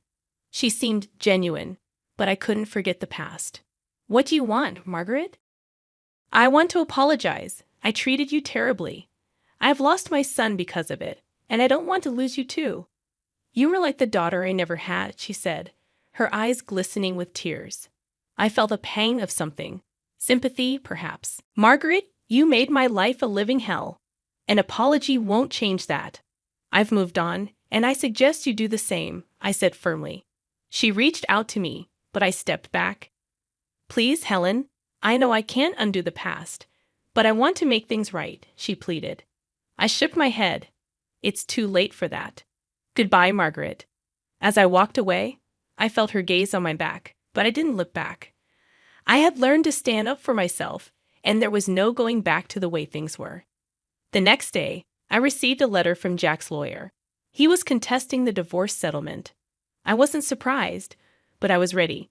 I met with my lawyer, a sharp woman named Rachel. He's got no leg to stand on, Helen. The prenuptial agreement is clear. He's just trying to intimidate you, she said confidently. I nodded. I'm not afraid of him anymore. Let's fight this. The court date arrived, and I walked in with my head held high. Jack was there with his lawyer, and for a moment, our eyes met. There was a flash of the old Jack, the one I had loved, but it vanished quickly. The judge listened to both sides, and then made her decision. The prenuptial agreement stood, and Jack's claims were dismissed. I felt a surge of relief and triumph. After the court session, Jack approached me. Helen, I'm sorry. I was wrong, he said, his voice low. I looked at him, seeing the man I once loved, but now felt nothing for. Goodbye, Jack. Take care of yourself, I said, and walked away. As I left the courtroom, I felt a sense of closure. That chapter of my life was finally over, and a new one was just beginning. At the shelter, we were planning a fundraiser, and it was taking all my attention.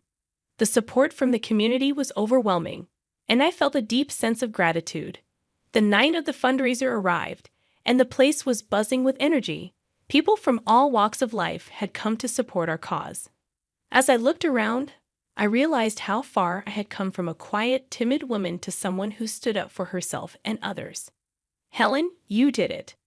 This is amazing, Sarah said, coming up to me. I smiled. We did it. And there's so much more to do. As the event went on, I felt a sense of accomplishment and purpose.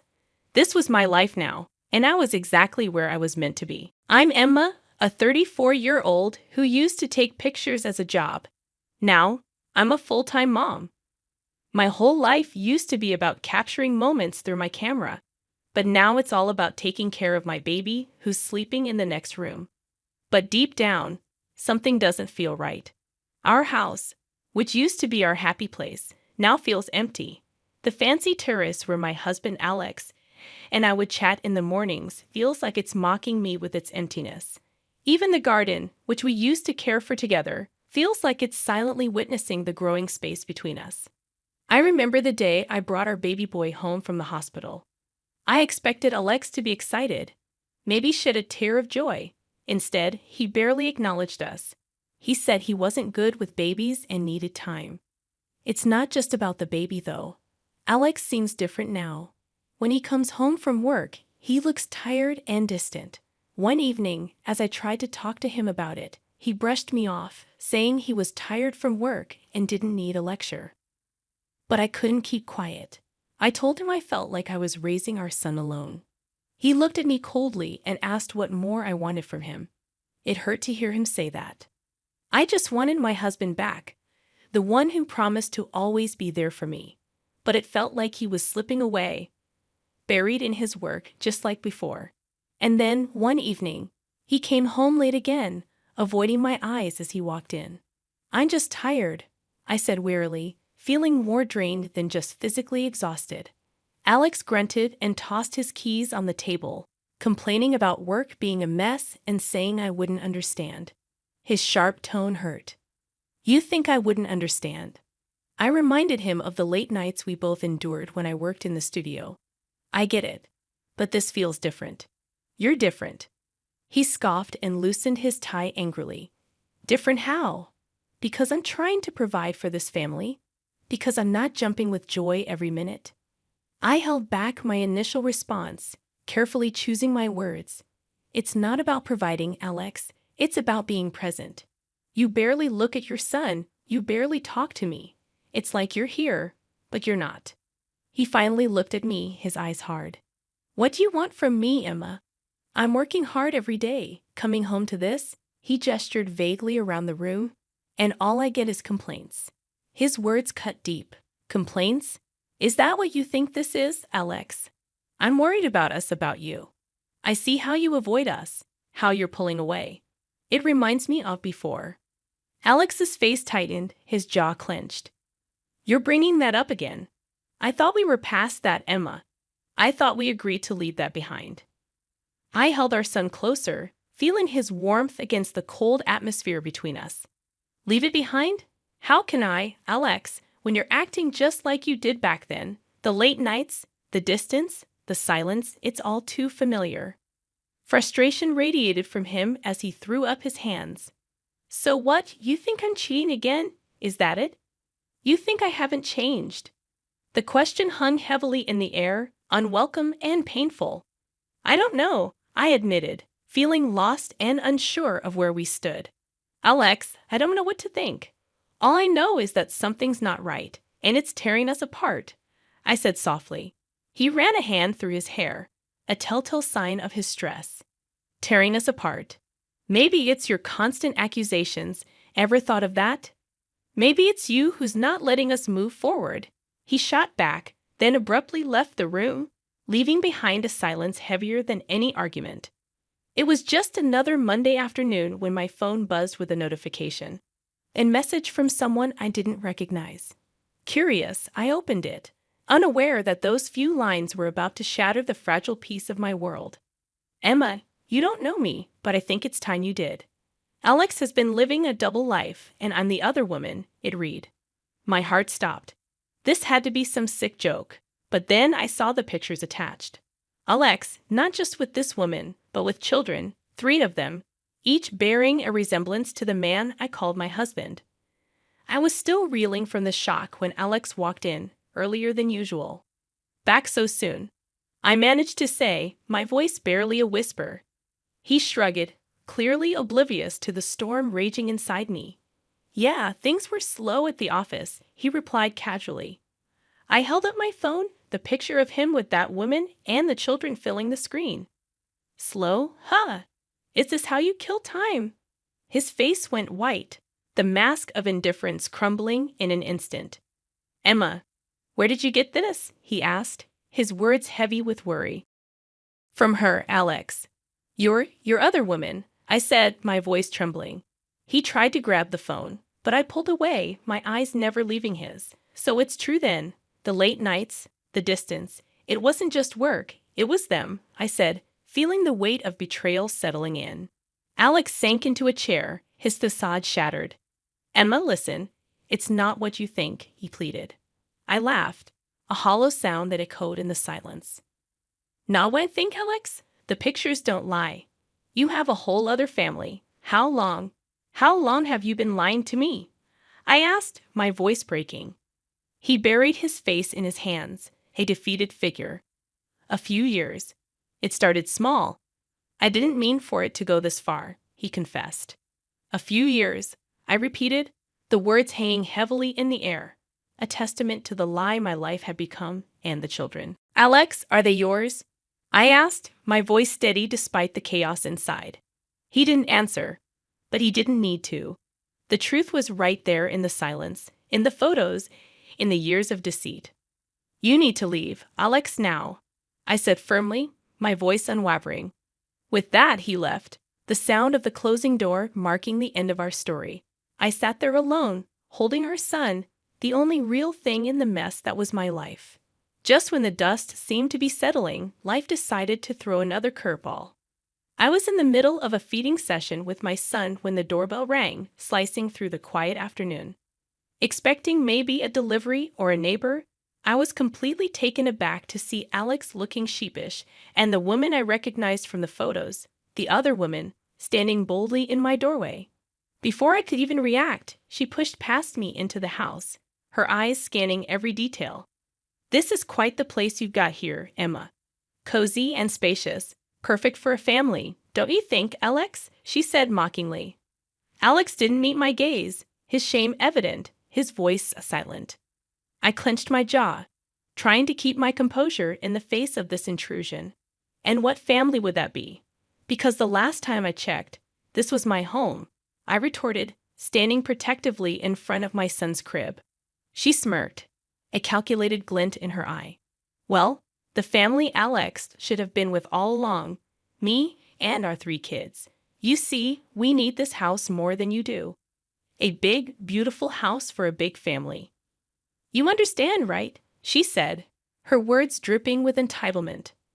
I was fuming, each word from her mouth fueling my anger. Understand? I understand perfectly. You're delusional if you think you can just barge in here and lay claim to what's mine. Alex has no right to this house, and neither do you, I declared, my voice firm. Finally, Alex spoke, his voice barely a whisper.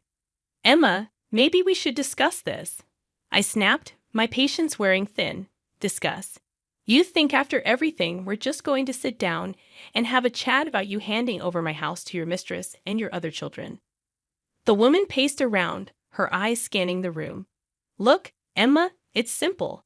You've got 1 kid, a small apartment will do.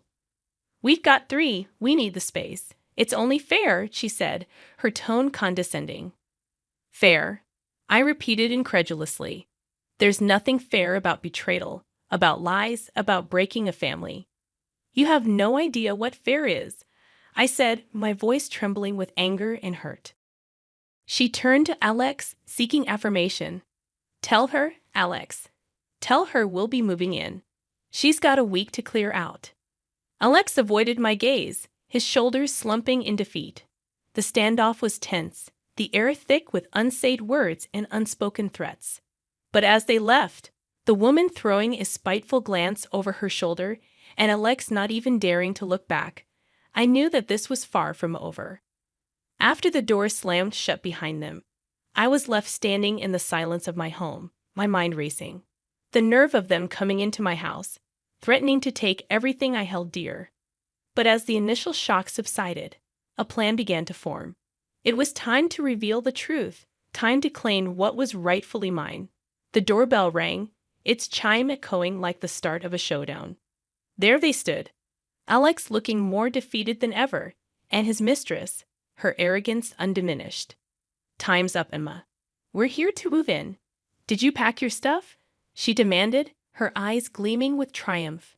I stood in the doorway, my stance firm. Actually, I didn't pack, and you're not moving in. This house is mine, and I have the documents to prove it, I declared. The woman's face faltered, confusion mixing with her anger. What are you talking about? This is Alex's house, too. We have rights, she argued. I couldn't help but smirk, the tables finally turning. No, you see, that's where you're wrong. This house was a gift from my parents to me. Alex's name isn't on any of the documents. He has no claim over this property, I explained. Alex shifted uncomfortably, avoiding my gaze. Emma, I thought we could work something out, he muttered, but I wasn't having it. Work something out after you cheated, lied, and then tried to kick me and your son out of our home. I don't think so, I retorted. The mistress interjected, her voice shrill with panic. This can't be happening. You're lying, Alex. Tell her she's lying. But Alex remained silent, his head hung low, the truth of the situation finally dawning on him. It's not a lie, I said firmly. This house is mine, and you have no legal right to be here. So I suggest you leave before I call the police. The woman's eyes darted to Alex, seeking confirmation or maybe denial. But Alex stood silent, his truth too heavy to bear. But we have a family. We need this house. You can't just throw us out, she protested, her voice tinged with desperation. The only thing I'm throwing out is the lies, I countered. And while we're at it, let's talk about Alex's job, shall we? He's not the high-flying executive you think he is.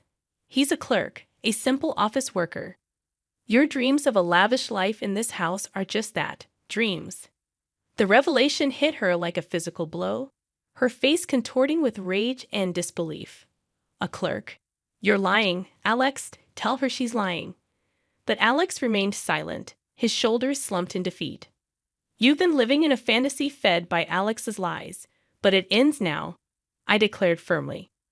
You have no place here. It's time for you both to leave. The confrontation was intense, the air thick with tension and unsaid words. As they turned to leave, the mistress's parting glance was filled with venom and vows of revenge. This isn't the end, Emma. You'll regret this, she hissed, her dreams shattered by the harsh light of truth. It was a crisp morning, the kind that usually promised a peaceful start. But peace was a luxury I could no longer afford. The sound of the doorbell shattered the calm like a rock through a window. As I opened the door, my heart sank. There she stood, Alex's mistress, her face twisted into a smirk, her children huddled behind her. You've got some nerve showing up here again, I said, my voice steady despite the turmoil inside. The mistress didn't falter. I've had every right, Emma. These kids, she gestured to the innocent faces behind her. They deserve a proper home. Your home. I couldn't help but scoff at her audacity. Deserve? The only thing you deserve is a reality check. This is my house, and you're not welcome here, I declared firmly. Her smirk widened, her voice growing louder. Oh, I'm not welcome. We'll see about that. You think you can just sit in this big, fancy house all alone with your baby while my kids suffer? You're more heartless than I thought, she accused, her words sharp and meant to wound. Heartless. I'm not the one tearing families apart, disrupting lives. You did that all on your own, I shot back, feeling the weight of her accusations. The neighbors, drawn by her shrill voice, had begun to gather, their whispers adding to the tension. She relished the audience, her theatrics reaching new heights. Look at this, folks. Emma here thinks she's too good to share, thinks this palace is only for her and her baby. What about my children? Don't they deserve a home too? I clenched my fists, fighting the urge to slam the door in her face. Your children deserve better, that's for sure. Better than a mother who uses them as pawns in her twisted games, I retorted, holding my ground. She stepped closer, her eyes flashing with anger. You think you can judge me, Emma.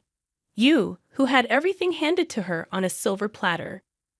My kids have had to fight for every little thing in their lives, and now you want to deny them a roof over their heads. I shook my head in disbelief and anger. I'm not denying them anything. Their father, the man you stole from me, he's the one you should be looking at. He's the one who's failed them and you, I said, my voice trembling with emotion. The mistress's face reddened, her mouth opening and closing like a fish out of water. Alex promised us a better life. He promised we have this house. Are you going to stand there and tell me those were all lies? Her words hung heavy in the air, a painful reminder of Alex's betrayal. Promises from Alex aren't worth much these days, it seems. But one thing's for sure, this house isn't part of his empty promises. It's mine, and you have no claim to it, I declared firmly. She bristled, her composure slipping. I'm not leaving, Emma. Not until you do right by these kids. I'll camp out here if I have to.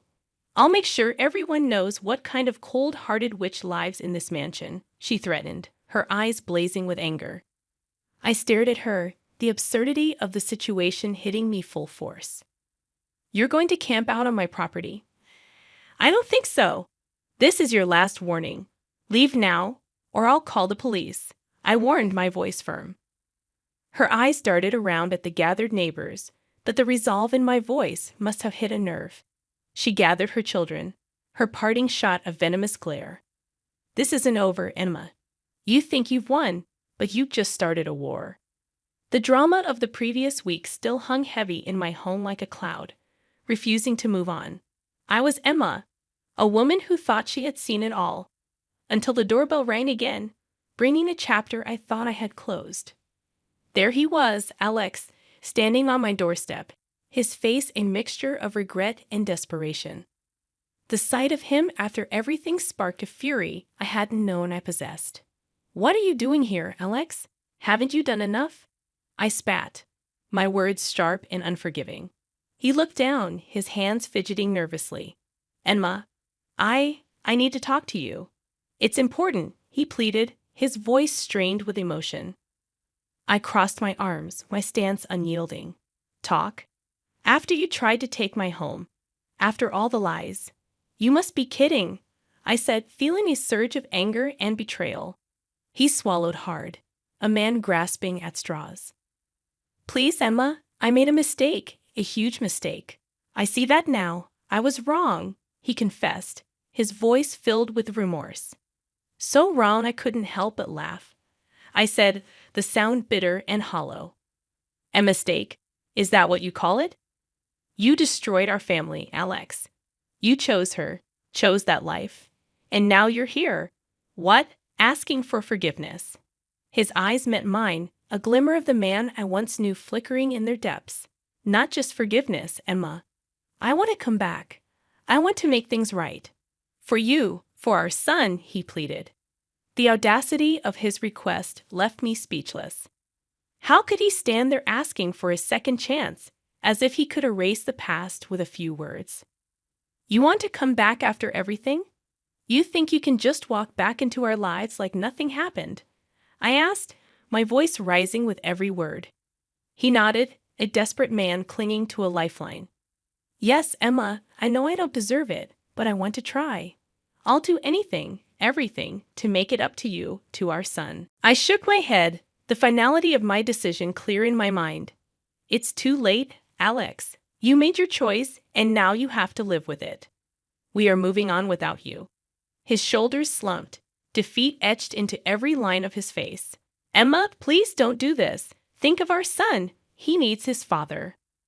I felt a pain in my heart for the life we could have had, for the family that was broken beyond repair. He needs his father, and where were you? With her, with them. You're not the man we need, Alex. It's time you realized that. He stood there for a moment longer, a man lost in the ruins of his own making. Then, without another word, he turned and walked away, his figure disappearing into the night. The final pieces of my old life had fallen away, leaving space for something new, something mine. The divorce papers were signed, and Alex was now just a person from my past, a shadow that no longer darkened my door. He was ordered to pay alimony for our son, a small justice in the grand scheme of things. Sitting in my quiet living room, I reflected on the tumultuous journey. The phone buzzed, breaking the silence. It was Lisa, her voice carrying the latest gossip. Hey, Emma, you won't believe this. Alex and his mistress are crammed into a tiny apartment. Word is, they do nothing but fight day in and day out. I couldn't help but feel a twinge of vindication. Well, can't say I'm surprised. You reap what you sow, right? I chuckled. True that. How are you holding up, though? All this must be tough. Lisa asked, her concern genuine.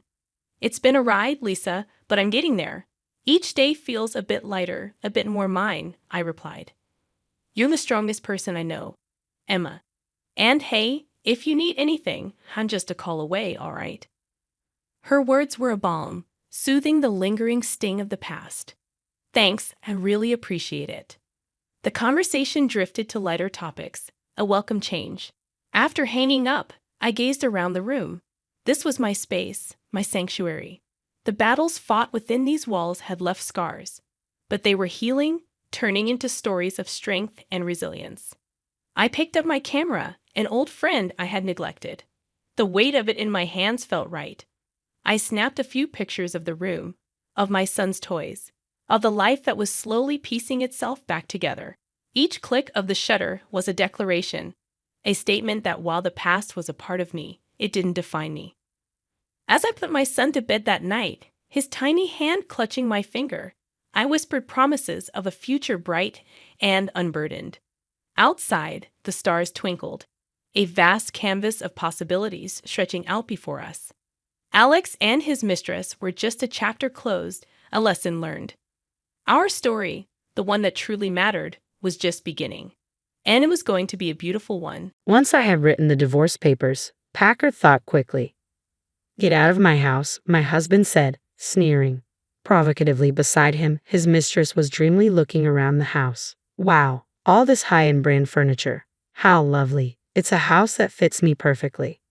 I felt a twinge at those words and reminded my husband, just so you know, I'm taking all my personal things with me on moving day. Okay then, my husband looked at me as if he was about to burst out laughing. Of course, if your stuff was left behind, it would just remind me of the miserable days we've had so far. Apparently, he still doesn't understand the true meaning of my words. Just watch. Make sure you don't regret it later. My name is Karen. I'm a 26-year-old interior coordinator. My husband Joseph is 31 and works in the construction industry. We met through our hobby of DIY and have been married for a quick 3 years. At first, we cared for each other, but now I feel grateful we didn't have children. The reason is that Joseph has become too self-indulgent. After coming home, he carelessly takes off his coat, eats the meal I've prepared while complaining, doesn't even clean up, and retreats to his room. Before marriage, we made various agreements, one of them being shared household chores. Joseph and I decided to share them equally, but now I'm taking on almost all the housework. I pointed out to Joseph that he should do his share of chores, but incredibly, he made this excuse. Housework is easy, so it's natural for women to do it. Men have to take responsibility for work, so I don't want to do all this work. He started to easily throw this rigid opinion at me, which he had never voiced before our marriage. The fact that I earned more than Joseph has also played a big part in him turning against me. By the time I reached Joseph's age, I was planning to be independent and should be able to increase my income even more.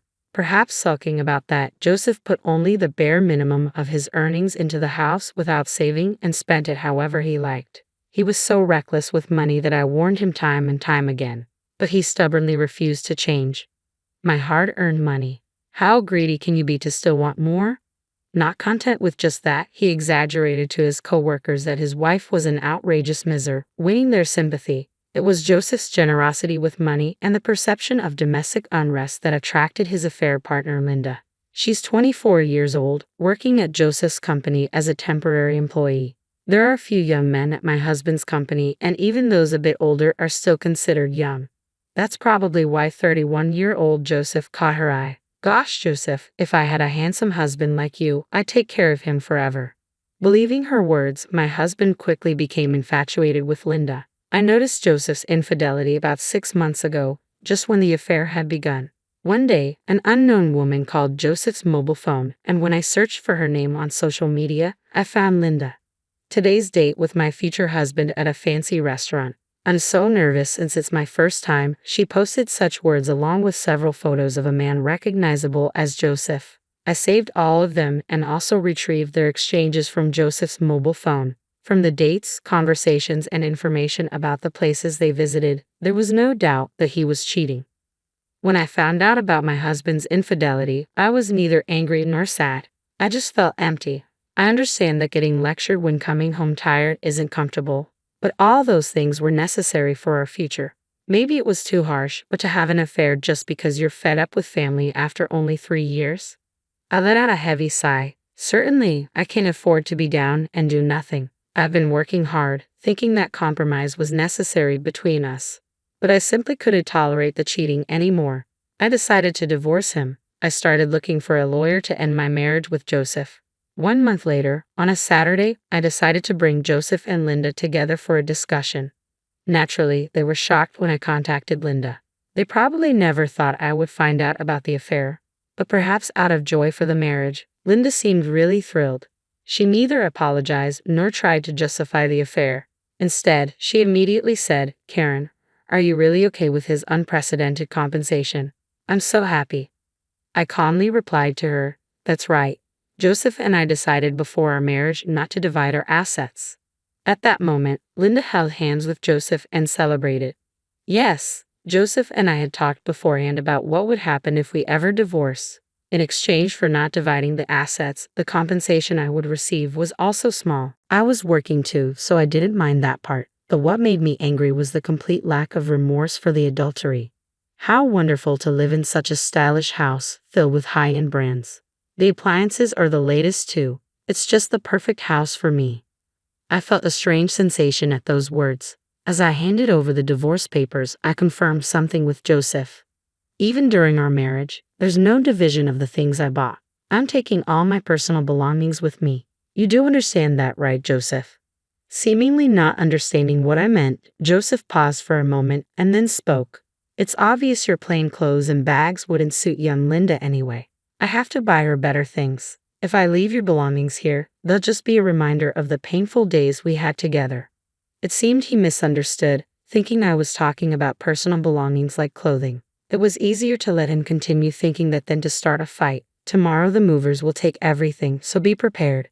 The two of them were already ignoring what I was saying, looking around the house's interior. It seemed Joseph didn't understand the meaning of no division of property, but that's none of my concern. Take a good look while you can. Oh, I can't wait for tomorrow's move. The next morning, they came to see me off as if they were hurrying me to leave early. Ignoring them, I waited for the moving company's arrival. Then, right on time, a large truck arrived.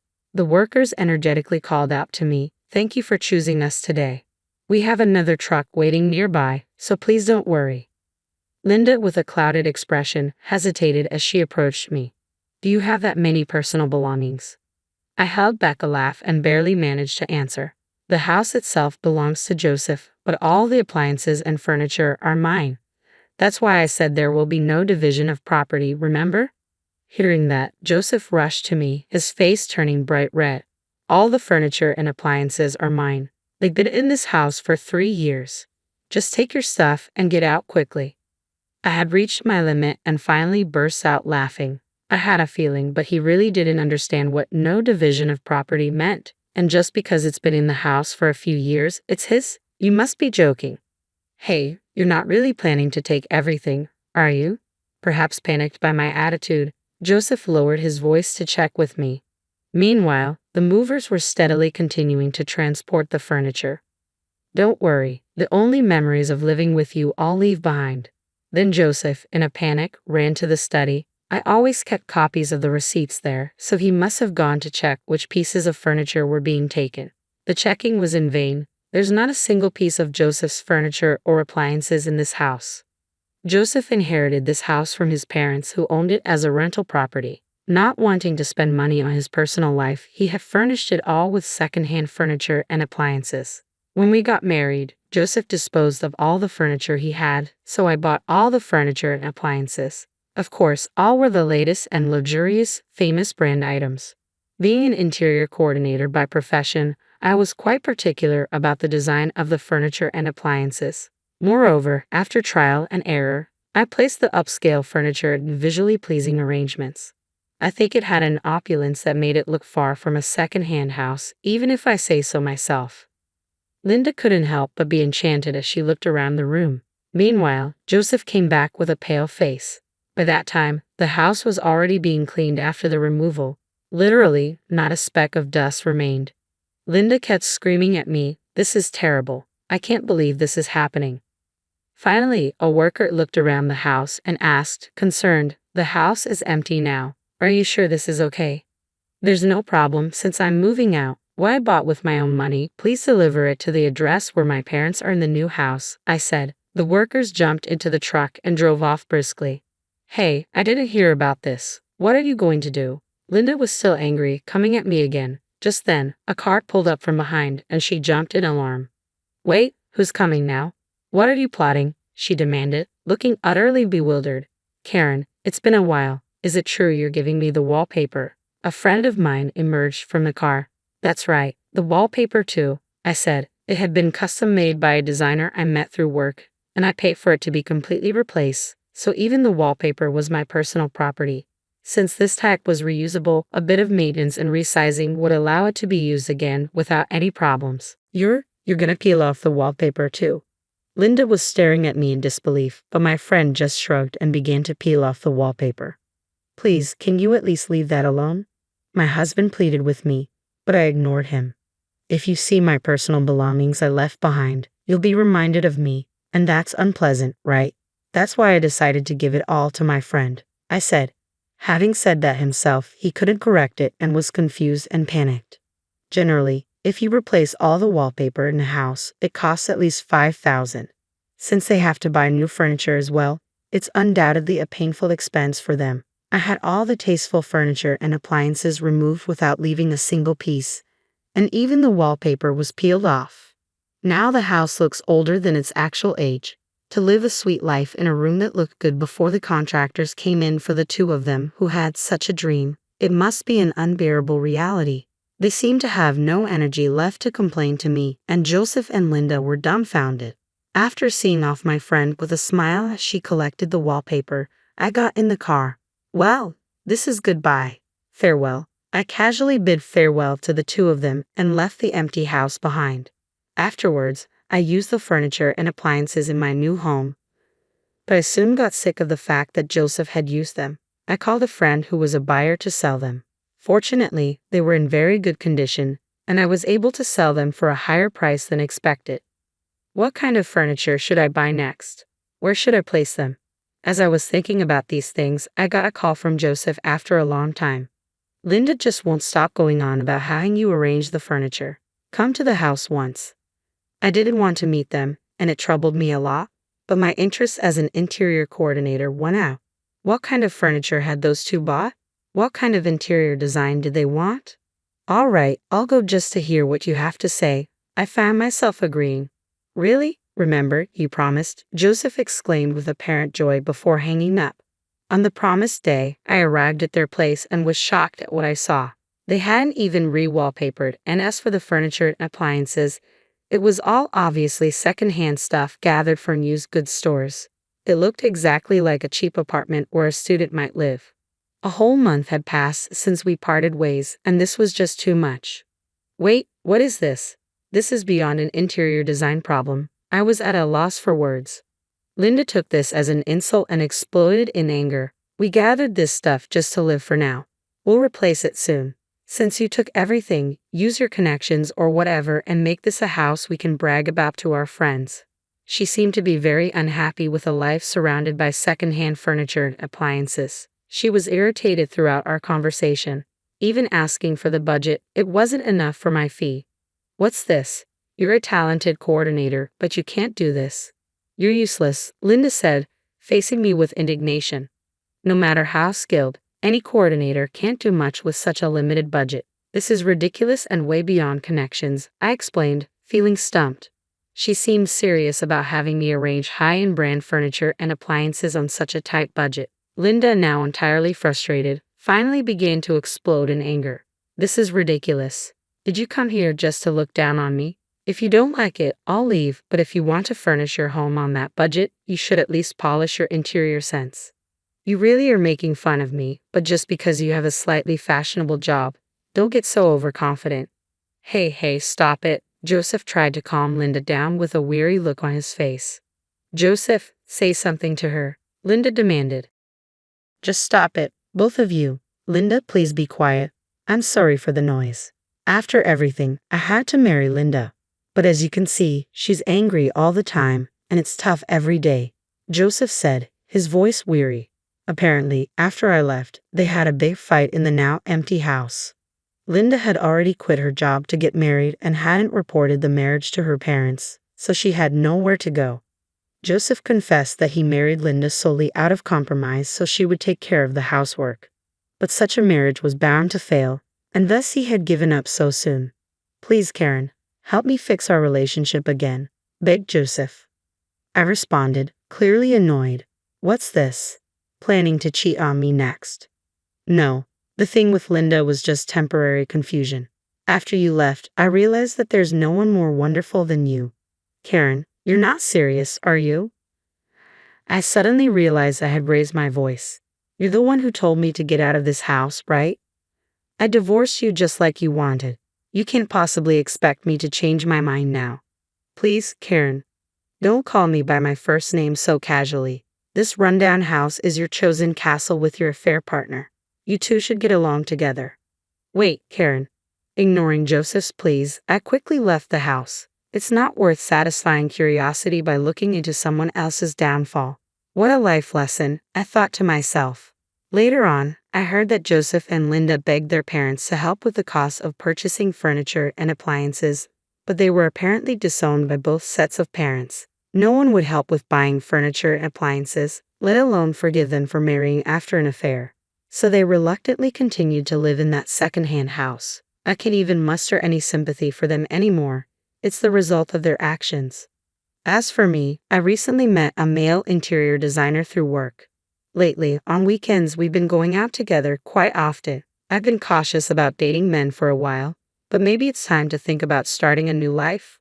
With those thoughts in mind, I'm off on another date today. My son called and said, "Why are you asking for $7,000 for a settlement?" I was shocked by the call. Apparently, his wife caused an accident while driving, injuring the other party.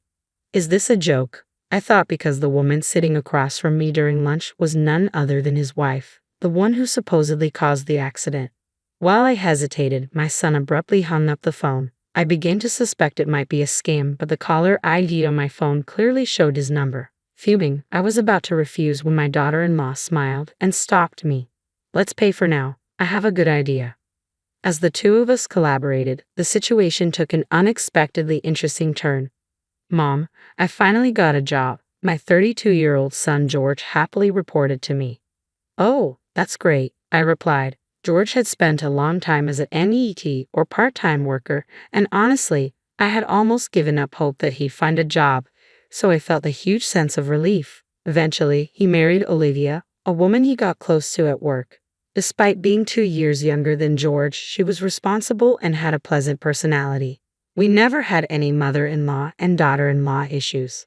Although George and Olivia didn't live with me, Olivia and I occasionally had lunch together. I thought with a capable daughter-in-law and George having a respectable job, I could finally relax.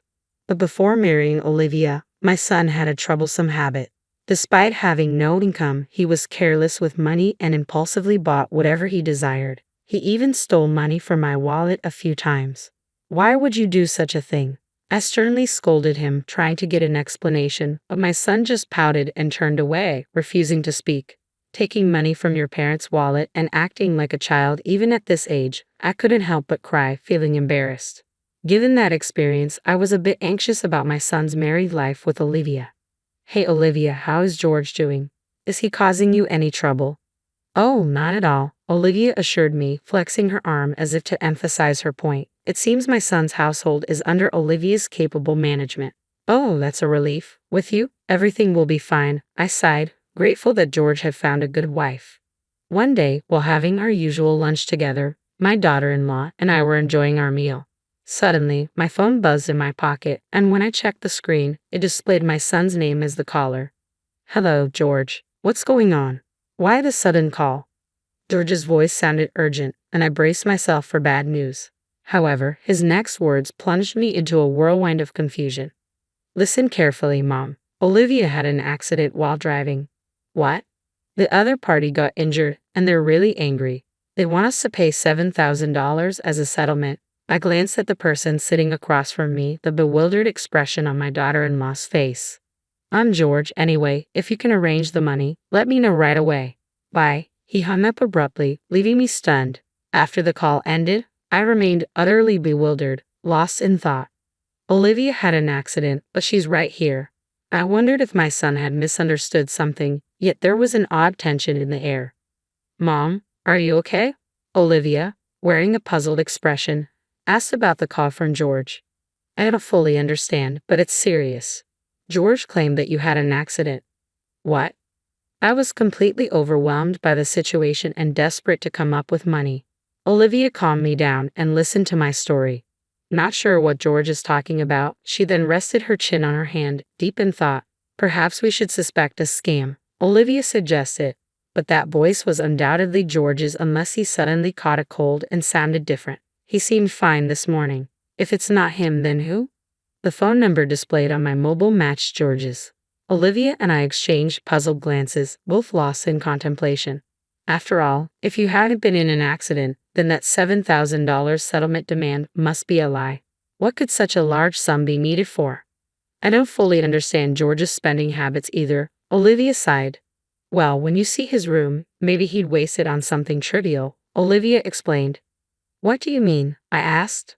Olivia then shared details about George's recent behavior, and my anger flared up. "George did that? Unbelievable. I won't stand for it." I grabbed my phone intending to call George and give him a piece of my mind, but Olivia gently stopped me with a smile. "No need. Let's pay first." "Why?" "I've got a plan," Olivia said, her eyes twinkling. Hearing her revenge scheme for George, I couldn't help but grin. That sounds intriguing. Let's teach him a lesson. Exactly. It's time to put him in his place, Olivia declared, and so Olivia and I joined forces, ready to leave George speechless. 3 hours later, I pretended to be deceived and called my son back. I've got the $7,000 ready. Let's meet in person for the exchange. Wait a minute, I said to wire the money. George insisted. No, it won't work that way. Nowadays, banks scrutinize large wire transfers. It's more reliable to hand it over directly. Okay, where should we meet? I specified the meeting location and prepared a paper bag with the $7,000. Sorry for the wait, my son figured awkwardly, accompanied by an unfamiliar man. Who's this? I'm James. I'm the one his wife hit with her car, the man claiming to be the accident victim. James had a rugged face with visible scars. However, those scars appeared old and not recent. Moreover, it was evident that he wasn't an ordinary person. George grinned, relieved. Good, he brought the money. Hand over that $7,000 to me. Before that, I have a question. I glanced between the alleged victim and George. Our apologies for any inconvenience caused by Olivia. Could you provide details about the accident?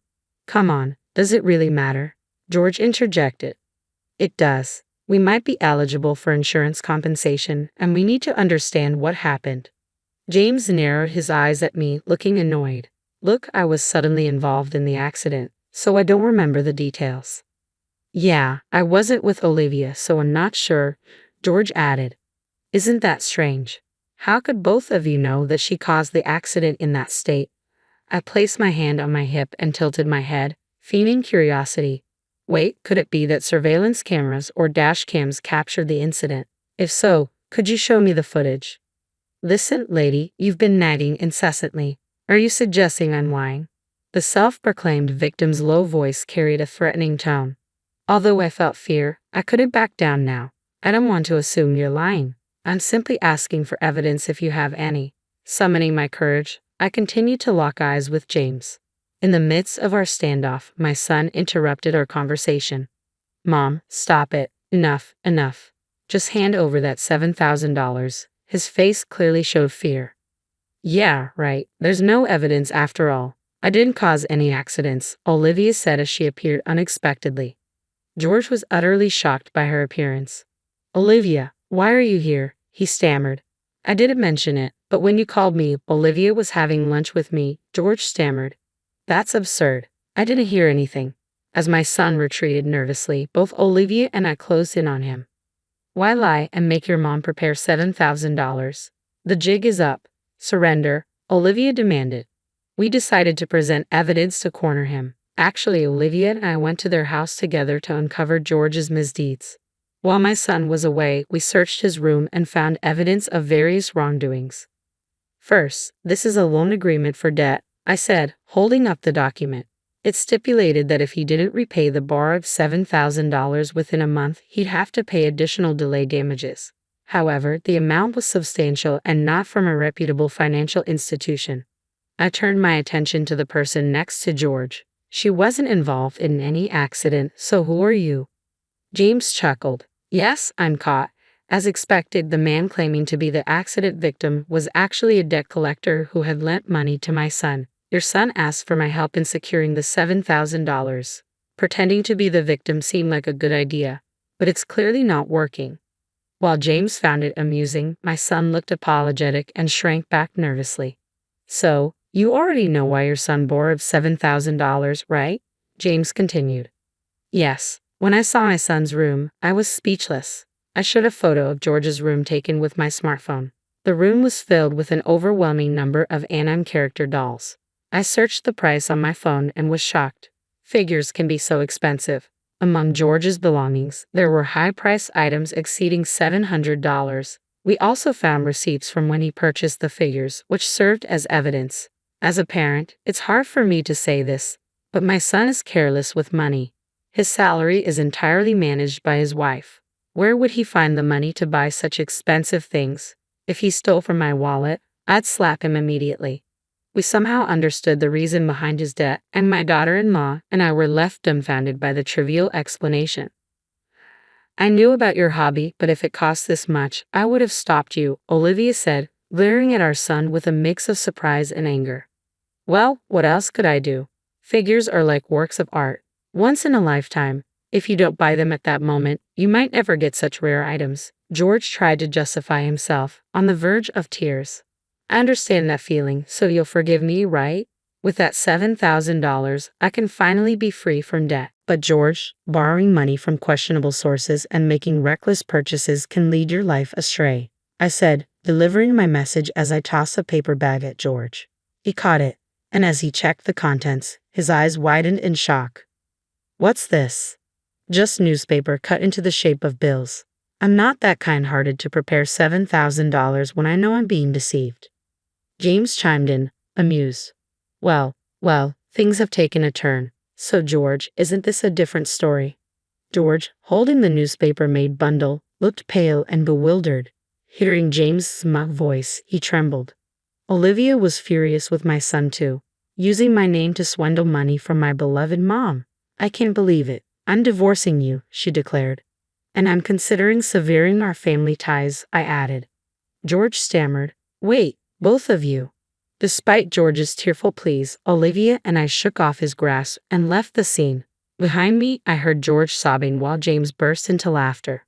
Afterward, I advised George to sell all the figures in his room and use that money to repay the debt. He seemed deeply troubled but accepted the advice and managed to raise the $7,000 to pay James back.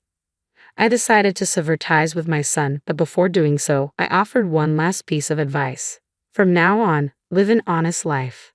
However, George's collector's instinct persisted, leading him to repeat the cycle of debt and find himself pursued by loan sharks. Olivia, once his wife, divorced him long ago, but we still enjoy lunches together. Reflecting on George's story, Olivia remarked, changing one's way of life isn't so simple for humans, and we shared a laugh. While watching her smile, I silently wished for Olivia's happiness. How did you find this story? Don't forget to subscribe to our channel. Until next time. Sorry, but we've already left while I was using the bathroom at the rest stop. Luke called me, and I was surprised because it was an odd time. When I answered, I heard Luke and his family laughing loudly. I asked what was going on, and he told me something shocking. They were all going to have fun together, and I could go back home and clean or something. I was really looking forward to this trip, even though I had some doubts about traveling with Luke's family. I was excited about staying in a fancy hotel. I felt really hurt and betrayed that he would leave me alone at a rest stop like that. Despite feeling angry, I replied calmly, saying it was okay. But I couldn't forgive him. Today was not just any day. It was our wedding anniversary and my birthday. And we had planned this trip together. He'll regret this. My name is Lucy Mitchell. I'm 33 years old and I'm a housewife. Luke is my husband. We got married exactly 1 year ago on my birthday. Luke is romantic, and he always loved celebrating our special days. He grew up in a wealthy family, so he's used to grand celebrations. Luke's family owns a big company, and they're really rich. Luke sometimes acts a bit spoiled, but I know he loves me. We met through a matchmaking agency. I almost gave up, but luckily Luke liked me too. I wasn't just interested in his money. I wanted a real relationship. After we got married, we started our life together in a small apartment. But Luke wanted a bigger house. But I disagreed. Even though Luke's family was rich, a big apartment seemed unnecessary for just the two of us. I suggested we live in a place that matched our budget for now, since we could always move later if we wanted. But living in the city was expensive, and I felt guilty about the $1,200 rent. Don't worry about it, Luke said. My dad will take care of it. Even though Luke was the heir to Mitchell Securities, I thought there would be some fairness for other employees. I wondered if this was really okay, but the next month, his salary went up by $500. Your dad's amazing, I said. Being able to raise your salary like that. It was time for a raise anyway, Luke replied. I won't let you face any hardships, Lucy. Count on me. Even though Luke relied on his father's influence for money, I was grateful for the raise and didn't question it. By the way, I'm having dinner with my parents today, Luke said. Just a family dinner, not business. Wait, like a regular dinner? I asked. Yeah, nothing special, Luke said. I should be back by 10. Take care. It was unexpected. Even after marrying me, Luke casually mentioned dining with his parents on a regular evening. I felt caught off guard. Usually, as his wife, I'd be invited too. Not that I wanted a free meal, but building a good relationship with my in-laws was important. I couldn't understand Luke's actions and started feeling uneasy about our marriage. After that dinner incident, Luke frequently went to his parents' house for reasons like, "It's my cousin's birthday," or "Mom asked me to come over." Being a new bride, I just nodded, thinking it was normal. But one day, when I had dinner with a friend and Luke was absent, she looked surprised. "He goes home that often and leaves you behind for a cousin's birthday." "That's crazy," she said. She had been married for 5 years and had more experience than me. Realizing her reaction was common, I felt embarrassed. "You're right, it's weird," I admitted. But according to Luke, it was normal. "Don't take this the wrong way, but hasn't he really grown up yet?" my friend asked. Her comment hit me hard. It was unusual for a 35-year-old, even one set to take over his dad's business, to prioritize family events after getting married. I regretted not recognizing Luke's true nature before marrying him. When I returned home after dinner with my friend, I felt down. "I'm home, Lucy. Where have you been?" Luke's mother asked from the living room. Luke was apparently out, maybe at a convenience store. "Why are you here? Weren't you and Luke supposed to dine out tonight?" I asked. "That got canceled due to some issue at the restaurant," she explained. "I thought Luke had messaged you just a bit ago, didn't you check?" she pointed out. I looked at my phone, and indeed, 10 minutes ago, Luke had messaged that he'd be home early. But that was just about when I got off the train. There's no way I could have gotten home and started dinner in such a short time. "Yes, he did message, but I saw it just now," I explained. "What the heck?" This is the problem with kids from single-parent households. You can tell they weren't raised right. My mother-in-law's words stabbed me in the heart. Indeed, I was raised in a single mother's home. After my mom gave birth to me, my father passed away due to an illness. Despite that, my mother did her best to raise me lovingly. I wish she wouldn't say things that belittled my mother's hard work. It has nothing to do with being raised by a single parent. I just hadn't seen the message yet, I retorted, clearly irritated. But she brushed off my comment and changed the subject. "Well, anyway, I've always noticed this, but your house is quite small," she said. "I think it's average. It's suitable for just the two of us," I replied. "You can't be serious." I feel sorry for Luke living in such a cramped space. My interactions with my mother-in-law continue to stress me out. Both my mother-in-law and father-in-law, perhaps because of their wealth, often seemed condescending. That's why I never got along with them. Realizing further conversation was futile, I silently started preparing dinner. Ignoring me, she went on and turned on the TV. From that day, she started dropping by unexpectedly more often. Even my father-in-law came along a couple of times. Mostly, they complained about how dirty the kitchen was or how cramped the house felt. Eventually, they'd sarcastically suggest, "You know, we have a bigger house. Why not move in?" I absolutely didn't want that. I firmly declined every time. They always visited when Luke wasn't home, so he didn't know about their snide remarks. I once talked to him about it, but his reply was, "Why not? Why is living together a bad idea?" I was dismayed when he too suggested moving in. From then on, I realized there was no point in discussing it with Luke, and I endured on my own. Soon, we'll be celebrating our first wedding anniversary, which also happens to be my birthday. For your birthday this weekend, I'm thinking of celebrating more grandly than last year.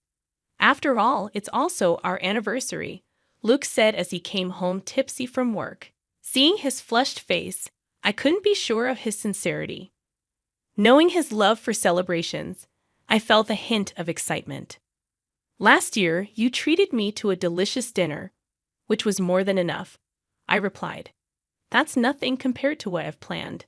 Let's go on a family trip, Luke said. A family trip. The term sounded odd for just the two of us. Noticing my confusion, Luke continued, my parents, cousins, uncles, and all will join. We're heading to a luxury resort in Palm Springs. All those people? And why Palm Springs? I asked. Got a problem with a family trip, or is it Palm Springs you're not keen on? Luke replied, no, it's not that. Honestly, I couldn't understand why my birthday and our anniversary would involve his family. I couldn't understand Luke's thinking. He had nothing to do with either occasion. I've always known he's a bit out of touch with the general populace, but I hadn't expected this level of disparity. While the choice of Palm Springs puzzled me a bit, it wasn't a major issue. Sounds fun, right, Lucy? Sometimes you gotta let loose and enjoy, Luke said, grabbing my shoulders in his intoxicated state. I found myself nodding in agreement. For the next week, I couldn't get the trip out of my mind. At first, I was skeptical about going with his entire family, but as Luke said, it's a rare vacation and I should make the most of it. During the trip preparations, I noticed my growing excitement, and a genuine smile crept onto my face. I knew my in-laws would probably make snide remarks as usual, but I vowed to ignore them completely. Finally, the awaited Saturday arrived. Luke and I headed to his parents' house, our meeting point for the trip. Well, Lucy, you're late, aren't you? Do you even realize you're the star today? My mother-in-law was quick to throw shade in front of the assembled family, but it seemed she did realize that I was supposed to be the star, so it took the edge off her words a bit. I'm sorry, there was traffic, I said, but excuses won't do. We should leave soon. Otherwise, we'll be late to our luxury resort, she insisted. Despite their grumbling about our tardiness, it was tolerable. After all, they'd been making such remarks throughout the past year. Luke's cousin appeared much younger than him, looking to be in his early 20s, with a sinister look in his eyes. I began to wonder if everyone in this family was mean-spirited.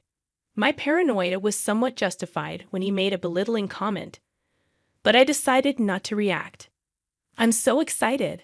I've been to luxury resorts multiple times, but tonight's place costs $1,000 per person, my mother-in-law said, shocking me. Suddenly, I had a thought. No way could it be. I climbed into my in-law's car, and once my father-in-law hit the gas, the car swiftly started moving. From here to our Palm Springs destination would take about 2 hours. We decided to take a short break at the next rest stop. About an hour into our journey, I excused myself to the restroom. I'll be right back, I said. As I headed to the restroom, I felt the weight of everyone's eyes on me. Taking a deep breath inside the bathroom stall, I felt relieved that the trip had been relatively uneventful so far. Just as I was settling into that thought, my phone vibrated in my pocket. It was Luke's name on the display. Expecting him to ask me to pick something up, I casually answered the call. I'm still in the restroom, Luke, I said. With what sounded like amusement, Luke replied, sorry, but we've already left. Today's trip is just for the Mitchell family. It's a pity, but you'll have to stay behind. Goodbye. I was stunned, and laughter echoed from their side. What do you mean? I asked, but there was a moment of silence before Luke hung up. It was unbelievable. I had been eagerly anticipating this trip for a long time. Although the idea of Luke's family joining us was a bit worrying, the prospect of staying at a luxury hotel had me excited. But now, they had left me alone at the rest area. I was trembling inside the restroom stall, feeling utterly betrayed. Trying to hide my anger, I responded lightly with an okay. But this was unforgivable. Today was our wedding anniversary and my birthday, and they brought me on this trip. I'll make them regret this. After leaving the restroom, I called someone. The person on the other end was shocked and shared some astonishing news. I asked if it was true, and they confirmed. Then, they promised to come pick me up. Left alone at the rest area like this was unbearable. Praying for a timely rescue, an hour later, my uncle came to pick me up in his car. I'm so sorry to trouble you like this, I said. It's okay. It's quite an unfortunate situation, he replied. Yes, They're headed to a luxury hotel in Palm Springs, I explained. My uncle tilted his head in thought, seeming to realize something. I think that's the case, I replied. I'm really sorry, but can you please take me there? I'll take the train back. Got it. The drive there is nice anyway. My uncle gladly accepted my request to go to Palm Springs. About an hour later, we arrived in Palm Springs. Luke and the others had arrived ahead of us. In front of us was a luxurious inn with a grand gate.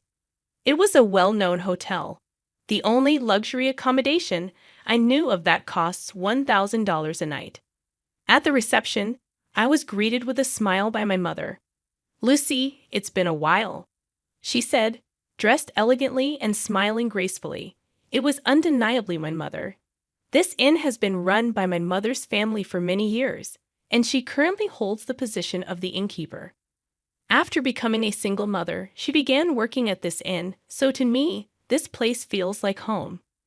I had called my mother from the rest area and was surprised to hear that there was a reservation today from the group at Mitchell Securities.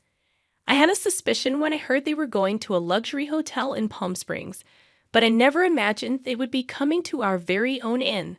Of course, the family doesn't know that this inn is run by my mother. Still, what a terrible story.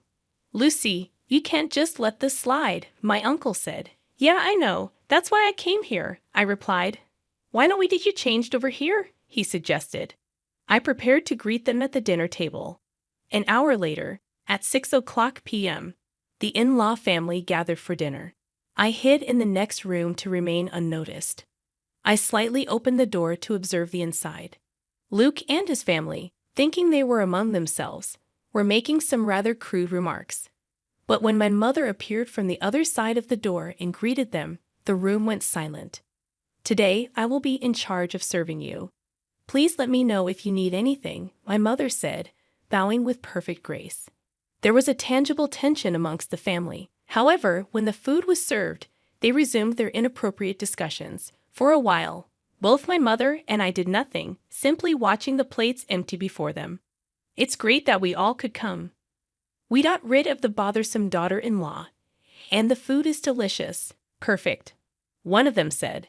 Hearing her harsh words, my frustration boiled to an almost uncontrollable point. At that very moment, my mother entered the room with a dessert plate loaded with cake and fruit. "Today, I've heard it's Miss Lucy's birthday and also her wedding anniversary with her husband. May I know where Miss Lucy is seated?" my mother asked. In response to my mother's question about where to place the cake, the family looked at each other confused. "Nobody told you that?" my mother asked. There was an awkward silence in the room, and the in-laws exchanged glances. In the end, the mother-in-law raised her hand. "I am Lucy," she said. I was too embarrassed to mention it at this age, but thank you all for the surprise. Given that the only woman in the room was the mother-in-law, her reaction was appropriate. My mother gave a faint smile upon seeing her act. "Hey, what's so funny? Is it strange to be surprised at my age?" she asked. "No, not at all." I wasn't thinking that, I reassured her. "Then what?" "Just bring the cake already," the irate mother-in-law barked at her. My mother composed herself, and I swallowed hard. "Lucy Mitchell is my daughter," my mother declared. Everyone present made a dumbfounded expression and raised their voices in shock. Seeing an opportunity, I swiftly opened the door from the adjacent room and stood next to my mother. "Welcome. This innkeeper is my mother. It's a pleasure to meet you," I exclaimed. "Lucy, why are you here?" "And what do you mean she's your mother?" Luke asked in confusion. "It means exactly that. This inn belongs to my family. I'd also intend to take over this place someday," I explained. Luke had never met my mother before, partly because she was busy with the inn, and partly because Luke and his parents insisted on not meeting her face to face. I had received a phone call from Luke for our wedding introduction, but he never met her in person. I showed my mother a picture of Luke and explained who he was. It was an unconventional introduction, but I believed my mother had accepted him. "From your conversations earlier, could you please refrain from mocking and belittling my mother for being a single parent?" I pleaded. "We just stated the facts. Luke's mother defended. What's with the sudden drama? What grudge do you have against us? Luke questioned. Neither Luke nor his mother seemed to realize the extent of the disrespect they had shown me. Exasperated, I let out my anger that had been building up. If I have any grudges, it starts with you, Luke. I thought you were a good person when we got married, but it turns out you're a mama's boy. You married me, so you should prioritize me above all else, right? Don't join forces with your parents to mock me, I confronted him. Faced with my undeniable logic, Luke was rendered speechless. My mother just listened quietly to my outburst and to my in-laws. Why do you treat me this way? If you find me such a nuisance, I can leave the Mitchell family right now, I threatened. What? You'll become a lonely, poor single woman, Luke's mother sneered. It's okay. Actually, I'm pregnant, so I won't be lonely. And if I inherit this inn, I won't have any financial worries, I revealed. The truth is, I found out I was pregnant last week, and I hadn't told Luke yet. Only my mother knew, which is why she wasn't surprised. A child. What are you talking about? I haven't heard about this. Wait, Lucy, if that's the case, it changes things. You should have told us sooner, Luke said, trying to reason. Upon learning I was pregnant, the family immediately changed their tune, but I couldn't stand their fickle and unreasonable behavior any longer. No, my decision is final. Let's proceed with the divorce through lawyers. I will live happily with my child and my mother, I asserted. Saying this, I opened the door to the hall they were in and left. The door slammed shut with a sharp noise. I'm done with this. My child will be happier without that family, whether they try to change my mind or not, I declared. I received over 30 calls a day from Luke and his parents, but eventually I blocked all their numbers. A few days later, I received a letter from Luke informing me of our official divorce. The letter expressed his regret and pleaded for me to return, but I ignored it and tore it up. I thought he might neglect our child just like he prioritized his parents over me, and I absolutely didn't want that. Being alone and lonely would be his fate, not mine. Currently, I am nurturing my child in my womb and discussing future plans with my mother. Once the child is born and grows a bit, I plan to send them to daycare and join the inn's business. The path to becoming the next innkeeper is long, but I am determined to work hard to raise my child properly. Are you the quiet guest waiting for me? Can I talk to you for a moment? As I was about to go into the restaurant, a lady in chef clothes came up to me looking serious. I wondered what she wanted to talk about regarding my meal. When I listened, I was shocked by what she said, and it made me feel really pale. My name's Emily Thompson. I'm 31 years old, and I work in advertising. It's tough work, but I enjoy making better ads. My husband, John, who's a year older than me, also works in advertising. We've been married for a year. We both work, so we share chores and help each other out.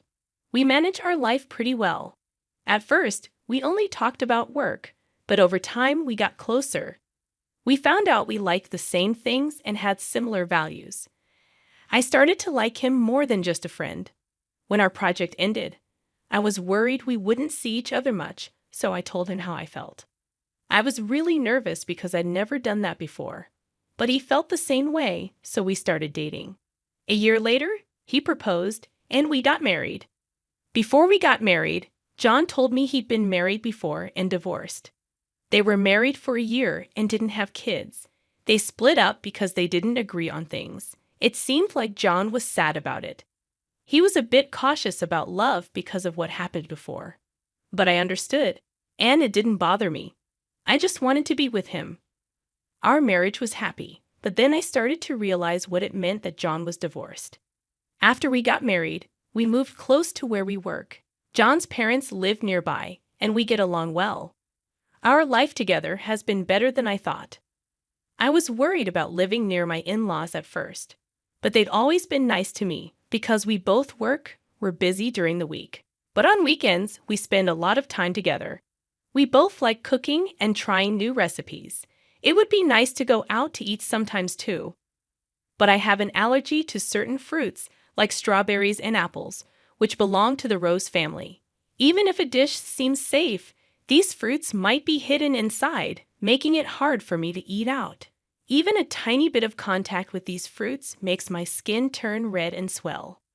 I feel bad asking about ingredients at restaurants and have started avoiding dining out because of this. I developed this allergy as an adult, which was surprising at first. I remember a time when I ate a lot of strawberries and my mouth swelled up, making it hard to breathe. Finding out about this allergy meant I could no longer eat my favorite fruits like strawberries, apples, pears, and peaches, which made me sad. I've had allergic reactions even after eating food I thought was safe, which made me more nervous about eating out or buying ready-made meals. This added stress to my life. Because of this, I became very careful about checking ingredients, even during meals with my husband. Although I felt sorry for always checking, I couldn't relax without making sure everything was safe. However, my husband and his parents understand my allergies, which has helped ease my worries. My mother-in-law especially has been very supportive. She researched my allergy and always makes sure our meals are safe, whether we eat at her place or go out. She goes the extra mile to ensure I can enjoy my meals without worry. Her kindness almost brought me to tears. I have a great relationship with my in-laws, especially my mother-in-law, who treats me like her own daughter. My concerns about my allergies have lessened over time, especially since my work project was successful, earning me a promotion. Excitedly, I shared the news of my promotion with my family. They were all thrilled, especially my mother-in-law. While spending time with her, she invited me to celebrate at a fancy restaurant. I hesitated because it seemed too extravagant, even for a celebration. The restaurant was in a luxurious hotel nearby, which I had always dreamed of visiting since my student days. However, I remembered that they often use fruits from the rose family, which I'm allergic to. Despite my mother-in-law's kindness and genuine happiness for my promotion, I was hesitant. In the past, when dining out with my mother-in-law, we always informed restaurants about my allergy, but I felt guilty asking them to accommodate my dietary restrictions. So, we usually chose restaurants that rarely use allergenic foods. I worried that even if we informed this restaurant about my allergy, it might inconvenience them. Although dishes without these fruits would be safe for me, I feared that the kitchen might still process them, posing a risk. Ultimately, I declined the offer due to my concerns about having an allergic reaction. However, my mother-in-law was keen on the idea and assured me she would inform the restaurant about my allergy when making the reservation. She even mentioned having a connection there, which surprised me since neither she nor my husband had ever mentioned it. However, I assumed it wasn't something she boasted about, given my mother-in-law's enthusiasm and my genuine interest in the restaurant's cuisine. We decided to have lunch there together, considering it was a suggestion from my mother-in-law, who has always been considerate of my allergies. I felt relieved, thinking there was nothing for me to worry about. When I told my husband about this, he was surprised to hear that his mother had connections at the restaurant. He also mentioned that the restaurant sometimes serves fruit, and he appreciated their consideration for allergies. When I told my husband that my mother-in-law had informed the restaurant about my allergies during the reservation, and they would take precautions, he seemed relieved. "It's a celebration of your promotion, right? Make sure to enjoy yourself," he said with a laugh. Initially, I declined because of my allergies, but I had always admired the restaurant, so I was excited about dining there on the day I had been eagerly waiting for. Since it was a weekday, I took a half day off after finishing my morning work. I planned to head straight to the restaurant. Being a high-end place, I chose a more formal outfit than usual and paid extra attention to my appearance. When I arrived at the office, my colleagues noticed my attire and asked about my plans. When I told them about the meal, they wished me a good time. Excitedly, I headed to the hotel. As I entered the entrance, my mother-in-law was already there. The two of us headed to the restaurant on the first floor, and since we had a reservation, we were immediately escorted to our table. Our reservation was for 1:00 p.m. Due to the busy lunchtime rush, we were informed that our meal might be a bit delayed. Understandably, the restaurant was crowded, so I decided to order just drinks for the time being and wait patiently. Having already finished work and encouraged by my mother-in-law, I ordered champagne. We enjoyed our conversation while waiting for our meal. The champagne tasted better than any I'd had before, and with the effects of the alcohol and the excitement of dining at a long-awaited restaurant, I was in high spirits. Watching the delicious-looking dishes at neighboring tables only increased my anticipation. Suddenly, my phone rang from inside my bag, and I realized I hadn't turned it off during our meal. Seeing the incoming call was from work, I immediately sobered up, worried there might be a problem. Excusing myself from my mother-in-law, I stepped outside to take the call, ensuring privacy in case of sensitive information. The call was about a document I had submitted earlier that day, and my colleague urgently needed clarification. Relieved that it wasn't due to an error on my part, I answered their questions and wrapped up the call in about 5 minutes. As I was about to return to enjoy my meal, an unfamiliar woman approached me. She asked if I was the customer who had made a reservation for today's meal. Dressed as a chef, she seemed rushed and concerned. I was puzzled but answered her questions. However, her face turned pale, and she urgently told me to leave the hotel immediately, saying it was dangerous to go back to the restaurant. Suspicious of her intense demeanor, I asked for clarification. When I understood the situation, I felt the blood drain from my face. I quickly hailed a taxi waiting in front of the hotel and headed home. That evening, my mother-in-law called, furious that I had left her at the hotel and returned home without saying anything, causing embarrassment. My mother-in-law was furious about me leaving without a word, especially since she had reserved a special course to celebrate. She began to berate me, which was completely out of character for her. I had always seen her as kind and gentle, but she was yelling at me with such intensity that I started to doubt the image I had of her. Usually, I believed the kind mother-in-law I knew would be concerned if I left without saying anything, but now she seemed solely focused on scolding me. As she continued, she even criticized my parents and how they raised me. Her anger was so intense that I began to wonder if the rumors about her were true. Even as she yelled at me, I stayed silent, trying to process what was happening. Finally, when she seemed to calm down a bit, I quietly asked her about informing the restaurant about my allergies. She had assured me that she had done so, but the restaurant wasn't aware of my allergies at all. In fact, the meal they served had ingredients that I was allergic to, not just in the dessert, but also in the main courses. These allergenic ingredients were used in marinades and sauces, which weren't obvious just by looking at the food. The woman who approached me earlier had taken the reservation call from my mother-in-law and hadn't been informed about my allergies. She noticed the allergy badge on my bag and came to check, being the chef responsible for our meal that day. If she hadn't informed me, I would have unknowingly consumed the allergens, which could have led to a severe reaction. Initially, I doubted that my mother-in-law would purposely expose me to allergens, but considering the woman's actions and knowledge about my mother-in-law's true nature, I quickly believed her. This woman turned out to be my husband's ex-wife, Kate Young, who now works under her maiden name.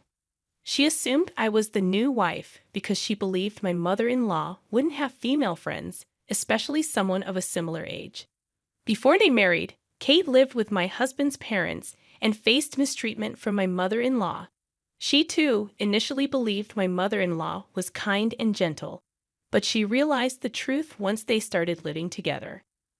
Kate wanted to discuss this mistreatment with her husband, but whenever he or my father-in-law wasn't around, my mother-in-law criticized her relentlessly for her housework and cooking. Despite her culinary skills from attending a professional cooking school, my mother-in-law still found faults with her dishes, even throwing them away sometimes. The ex-wife, feeling that her complaints would be ignored, aimed to gather evidence of her mistreatment by my mother-in-law. However, as a full-time housewife, she lacked funds and was constantly watched by my mother-in-law. Unable to gather proof and with no one to confide in, she felt trapped in her situation. So she chose to divorce and sought employment using her culinary license. Luckily, she landed a job at the restaurant, where she worked diligently and eventually became a full-fledged chef. Over time, her memories of mistreatment faded, and she found joy in her work. However, when my mother-in-law discovered her ex-daughter-in-law's workplace, she started frequenting the restaurant and discreetly threatened her for discounts. Despite declining some of her absurd demands, the ex-wife still felt pressure to yield to some due to past traumas. The connection my mother-in-law mentioned referred to the ex-wife. When I questioned why my allergies weren't communicated to the restaurant, my mother-in-law pretended not to know. She claimed she must have informed them, shifting the blame to the restaurant staff. However, knowing that the reservation call was handled by the ex-wife, it's likely that my mother-in-law deliberately didn't mention my allergies, intending to blame the restaurant. But I was already onto her game. Considering the restaurant's strict guidelines on allergies and the recording of calls for dispute resolutions, it was clear that they would have accommodated my dietary needs if informed. Facing the undeniable evidence, my mother-in-law, not anticipating recorded proof, fell silent.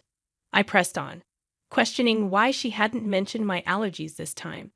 Until now, she had always been cautious and concerned about them.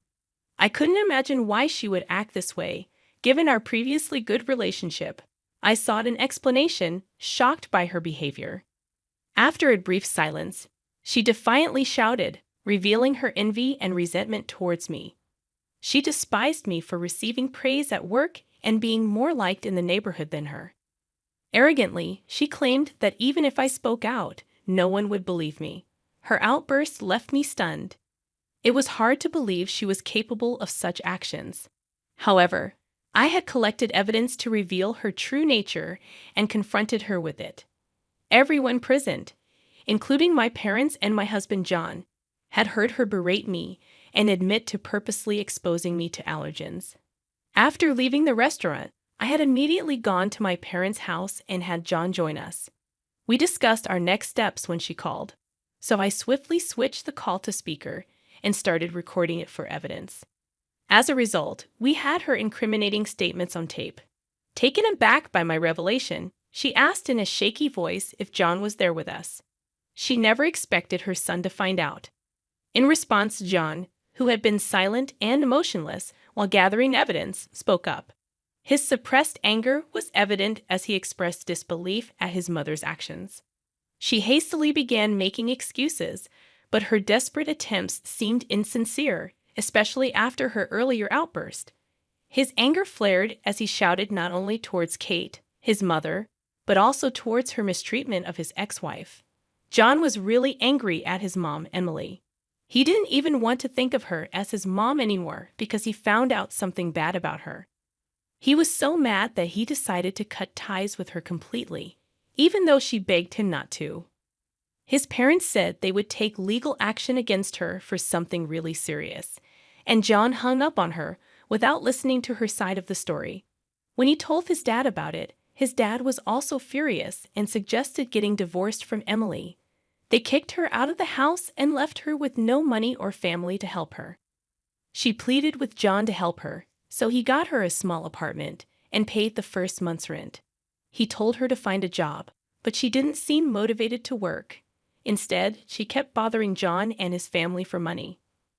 John was really stern with her and made sure she couldn't come back to their house. Eventually, she got a job at a supermarket, but she still seemed like she was having a hard time on her own. John and his wife, who's telling the story, hope that Emily will start taking care of herself and leave them alone. They think Emily was jealous of the wife because she was successful and well-liked in the neighborhood. Emily used to bully John's ex-wife, but now they're friends. John apologized to his ex-wife for not noticing the bullying sooner. She's moved on and is happy with someone else now. After dealing with Emily, John and his dad threw a party to celebrate the wife's promotion at work. She's determined to keep working hard without worrying about Emily anymore. While my brother and his wife are away on a trip, I'm taking care of my niece at my brother's house. We were excitedly talking about our plans for the next day when my niece suddenly opened the closet door, as if she was getting ready for bed. I was surprised to see her climb into the closet without any hesitation. I quickly grabbed her arm, confused by what she was doing. Let me tell you a bit about myself. I'm Lily, a 24-year-old housewife. My brother is 5 years older than me. Since we lost our parents, we've always been there for each other, like best friends. Even after we both got married, we stayed close. My husband's parents are nice, but they live far away, too far for a quick visit, so we rely on each other for support. My brother's wedding happened in a rush, and things have been tense with his wife's family ever since. We don't have any neighbors we can turn to for help, so we lean on each other. Both our families have daughters. My niece, Emily, is a bit older than my daughter, Alice. They're like sisters, growing up together. When Emily was about to turn 10, my brother told me about their upcoming 10th wedding anniversary trip. Could you look after Emily while we're away? It's just for one night, and we'll be nearby. We thought it'd be nice to have some alone time. My brother asked, blushing happily. I agreed without hesitation, saying, sure, no problem. We made plans, and I asked when I should pick up Emily, but my brother said they wanted me to stay over because they were worried about leaving the house empty. Even though I teased him about being overly cautious, I agreed. I left my daughter with my husband, who was a bit unsure about sleepovers. Everything was calm until the day of their anniversary trip. As Emily's parents left, she seemed nervous. I held her hand to comfort her. Now it was just Emily and me looking after the house. At first, I planned to bring my daughter, Alice, along, but Emily was really insistent that Alice shouldn't come. So I dropped that idea. We'd been to my brother's house before as a family, but Emily must have had a reason for not wanting Alice there that day. It's a shame we can't invite Alice over to play, Emily said, sounding a bit lonely. How about we go to my house after breakfast tomorrow? I suggested, and her face lit up with excitement. I had prepared some fun games and puzzles, even ones that adults would enjoy. As we played games and cooked dinner together, Emily seemed nervous, sticking close to me and looking around the room a lot. At first, I thought she was just missing her parents, but even after a few hours, she still seemed uneasy. Is something bothering you? I asked, but she just kept saying she was fine without explaining what was wrong. Her behavior was like she was worried about something invisible, and I didn't understand until bedtime. As Emily changed into her pajamas, she said, "Let's go to bed early today and head to Aunt Lily's house in the morning." She opened the closet door, revealing a set of bedding inside. "Wait, Emily, you're sleeping in there?" I blurted out, surprised. "Yes, but it's okay. I'll leave the door slightly open, so if anything happens, I'll wake up," she explained seriously. I suggested we sleep together, but after a few tries, she reluctantly agreed. She asked if it was okay to keep the bedding in the closet as her hiding spot, and even though I was curious, I agreed. Then, I asked her why she needed a hiding place. After making me promise not to laugh, she whispered, "The monster is coming. It's really scary and clever. That's why it only comes when Daddy isn't here. Mommy says I can't leave the closet until she drives the monster away. She always cries while she's doing it." I tried to help her once. Emily held onto my arm tightly, and I realized her fear was genuine, but when the monster started pounding on the closet door, Emily trembled in fear. Holding her close, I sighed deeply. This monster might actually be real, not just a trick to get a scared kid into bed. I was shocked by my sister-in-law's affair and felt lost. If the monster was her lover, it wouldn't come here when she wasn't around. But Emily still believed it came when her dad wasn't home. Today, with my brother away, she insisted we not invite my daughter and stuck to me like glue, watching the windows and door. Thinking of Emily and my trusting brother made me angry at my sister-in-law, but calming Emily was my priority. I squeezed her hand and smiled, reassuring her, "Aunt Lily is here today. Maybe the monster will be scared of a stranger like me. And your mom, who's usually targeted, is with your dad today, so the monster can't get her." Emily still looked anxious, fearing the monster's arrival. I convinced her to talk to me about her fears and suggested we hide in the closet together. Hoping to ease her worries one by one, I stayed with her until she fell asleep. But then Emily told me something else that made me panic. I rushed her back to my house, still in her pajamas, and explained everything to my husband. He and his friends went to my brother's house. Around 10 p.m., my brother called, asking about Emily and reminding me to lock up and rest. After ensuring Emily was asleep with my daughter, I promised to drive the monster away. The next morning, my husband returned after staying overnight at my brother's house. My body shook with fear and anger as he recounted what happened last night. Relieved that my decision to leave had been right, I spent the day at home with Emily and my family, waiting for my brother and his wife to come for her. When my brother saw us, he quickly questioned why Emily and I had left the house during the night. "Why didn't you stay at our house? I told you not to leave," he said sternly. Feeling uneasy, I calmly asked how he knew we weren't home while he was away. He admitted he gave Emily a smartphone with GPS, but his evasive eyes hinted something was off. If that was true, he could have easily checked that we weren't at his house. Suppressing my urge to confront him, I continued quietly, not wanting the kids to hear. Then my brother asked about two unfamiliar men who showed up at our house late at night. He was concerned for our safety, but his gaze seemed cautious as he spoke. I pressed my brother for answers about the suspicious men, but my sister-in-law interrupted, loudly calling Emily over and insisting they leave. Emily timidly emerged from the other room, but her mother forcefully took her hand. Suddenly, my brother's tone changed. "I'm not forgiving you for this, but we're leaving for today," he said, pushing Emily towards the door. They tried to take her, but she resisted, reaching out to me. I pulled Emily behind me, shielding her. My sister-in-law was surprised and let go of Emily's hand, but I kept her close as my brother and his wife approached angrily. My husband and I stood firm, refusing to let them take Emily. We managed to push them out, and police officers waiting outside swiftly apprehended them. They were disoriented, not expecting this. My brother argued with the police, saying if they didn't return Emily, we should be detained. My sister-in-law claimed we had locked Emily up, urging the police to save her. But my daughter pointed out that Emily didn't seem locked up at all. My brother tried to command Emily to come to him, but she was scared and stayed by my side. My sister-in-law stood silently as my brother yelled at the police, restrained in the entrance. My husband then showed him a video he had recorded the night before at their house. In the video, two men entered the house with a spare key, greeting each other and mentioning my brother's name, unaware of our presence. He told me it was a 30% discount because she's his sister. One of them smirked, glancing at my husband and his friends. When my husband's friend dodged the question, one of the men bragged about getting an even bigger discount because they were good friends with my brother and his wife, even mentioning a specific amount. "We're lucky we get to play with the kids today," one of them said with a grotesque laugh. My skin crawled just listening to the audio. Then my husband's friends started bombarding them with questions, asking if they often came here and if they always came together. Sensing something was wrong, the men asked where Emily and I were. When they saw my husband's angry expression as he said we weren't here, they realized the seriousness and quickly fled.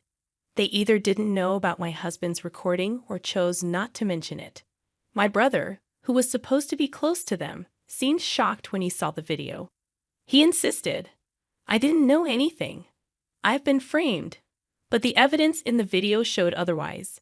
He was taken away by the police, and my sister-in-law pretended she knew nothing. But the police, already aware of Emily's testimony, wanted to ask her more questions. So they both ended up in custody. Later, they confessed everything. It turns out my sister-in-law would lure men into their home on nights my brother worked late shifts and take money from them. Realizing there was a demand for children among certain groups, she exploited it carefully. Emily, who knew nothing and was trying to help her bullied mother, was photographed posing as she was told. These photos seemed innocent, just pictures of a child. But my sister-in-law would develop them and show them to her customers, creating a bidding war as if at an auction. Strangely, she only lent out the photos, never selling them. Though despicable, this should have had nothing to do with my husband and me. But when my brother found out about his wife's business, instead of stopping her or protecting Emily, he started gathering men to become customers. More customers meant more money. He even tried to involve me, planning to force me into it and threatening me with photos of the scene. They locked Emily and me in their house on a day when the neighbors wouldn't be around, exchanging the spare key for a large sum of money, then leaving town overnight to prove their innocence. What they didn't expect was Emily, who always obeyed my sister-in-law without question, to regret telling me about the monsters to protect me. She didn't understand much of what was happening, but she knew the monsters were targeting them. By telling me, she brought the situation at my brother's house to light. When I learned about Emily's situation, I asked my husband to capture images of these so-called monsters. They leaked a lot of information, so the police acted promptly when we reported it. We'd also reported it to Child Protective Services, ensuring Emily's protection. When we told the police about my brother and his wife coming to our house, they secured Emily from them. My brother and his wife were arrested on serious charges like violations of child welfare laws and laws against child exploitation. Despite being first-time offenders, they couldn't avoid imprisonment. The photos they had taken over several years were considered highly malicious. Once an image is leaked online, it can never be erased. I was shocked when the police told me this. Fortunately, my sister-in-law had not digitized or sold Emily's photos, securely storing them to prevent any leakage. I can't comprehend how my once kind and reliable brother could become such a terrible person. We had been helping each other out as usual until then, and the fact that I didn't notice this change scares me. Following the arrest of my brother and his wife, the so-called monsters were brought in for questioning by the police. They argued their innocence, claiming their plans hadn't succeeded, so they weren't guilty. However, the discovery of someone else's child's photos at their place and their involvement in other criminal acts confessed by my brother and his wife during interrogation led to their arrest on multiple charges. After dealing with these monsters in our lives, we went to Child Protective Services to inquire about Emily's situation. Her parents' arrest left her without anyone to care for her, and they were unfit guardians, so custody of Emily was taken away from them. Since neither my brother nor I have living parents, and my sister-in-law's family is estranged, Emily would have been placed with foster parents if no one from her family agreed to take her in. After discussing it with my husband, we decided to adopt Emily. To me, she's not just someone I'm indebted to, but also a girl I've grown to love as my own daughter. Leaving her was simply unbearable.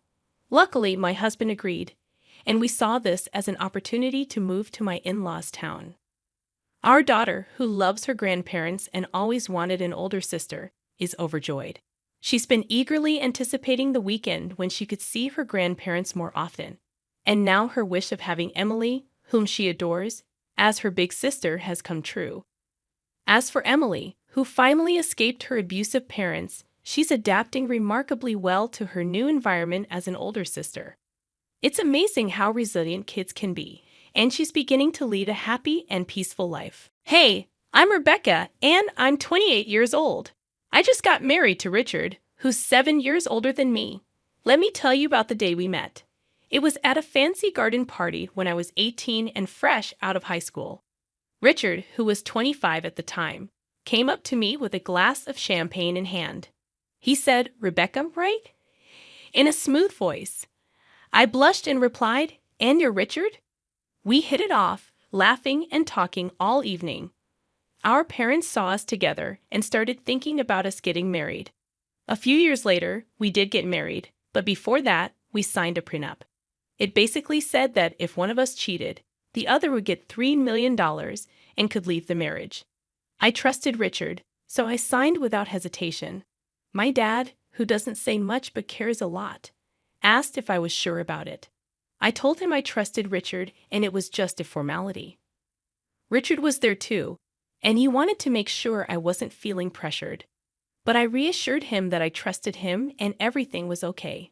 That's how our journey together began. We had a big wedding and moved into a beautiful house. Everything felt perfect, like a fairy tale, especially our honeymoon at a beach resort. But when we got back home, things started to change. Richard became a different person. He was distant, always lost in his thoughts. He'd come home late from work and go straight to bed without saying goodnight.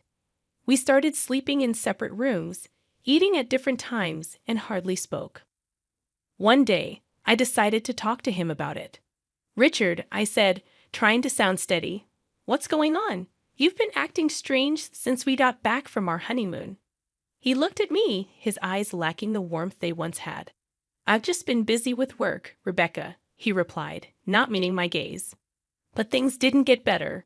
Richard kept coming home later, sometimes not until the early hours of the morning. He stopped eating with me, and we barely saw each other. I started to suspect he might be seeing someone else. The thought made me feel sick, but I couldn't ignore the signs. So I confronted him again one night when he came home late. "Richard, are you seeing someone else?" I asked, tears welling up. He looked shocked. "No, Rebecca, I would never do that to you," he insisted. "But you're always out. You never spend time with me," I said, feeling hurt. "I told you, it's just work," he said firmly. "I'm not cheating on you, Rebecca." But I couldn't shake the feeling that something was wrong. Richard wasn't the same man I married. He was distant, cold, and seemed to be hiding something. I didn't know what to do. I loved Richard, but things didn't feel right. But I couldn't go on like this. If Richard wasn't going to tell me what was going on, I had to find out for myself. I felt guilty about invading his privacy, but I needed answers. So I checked his phone when he was in the shower. I didn't find any suspicious messages or calls, but I found something that worried me deeply. Richard had been searching for apartments. Was he planning to leave me? I confronted him about it. "Richard, why are you looking for apartments? Are you planning on leaving me?" He looked surprised and denied it, saying he was just browsing. But I couldn't shake off the feeling that something was wrong. One day, I talked to my mom about it. She's always been my rock. "Mom," I said, "I don't know what to do. Richard's changed. He's not the same person anymore." She listened with concern and tried to reassure me that it was just an adjustment period for newlyweds. But deep down, I knew there was more to it. A few weeks later, I gathered my courage and told Richard I need a job. He was surprised but offered me a position at his foundation, which helps kids in tough situations. I accepted without hesitation. Working there was a breath of fresh air. I was busy, doing something meaningful, and I met inspiring children who had faced unimaginable hardships. But working at the foundation kept me busy and distracted from the problems at home.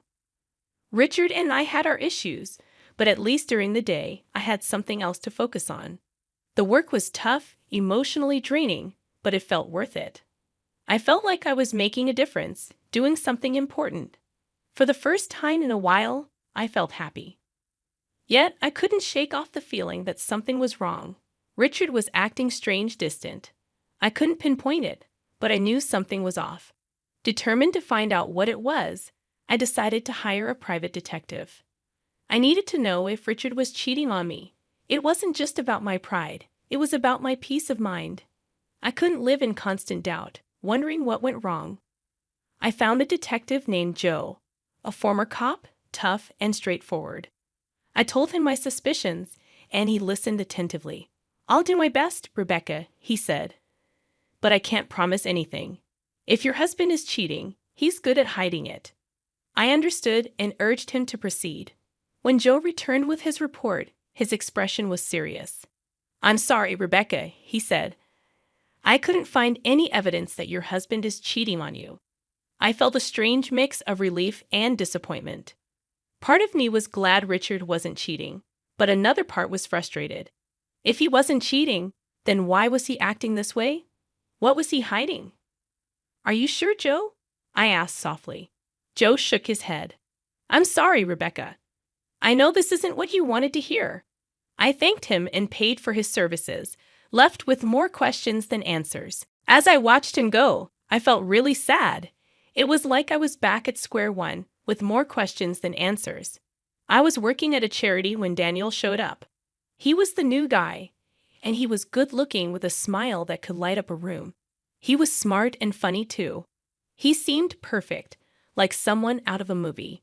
But something didn't sit right with me. His arrival seemed too perfect, like it was planned. I couldn't stop thinking about Richard and the trouble I'd be in if I got caught cheating. Richard had warned me about it, saying I'd have to pay him $3 million. Was Daniel part of a trap Richard set for me?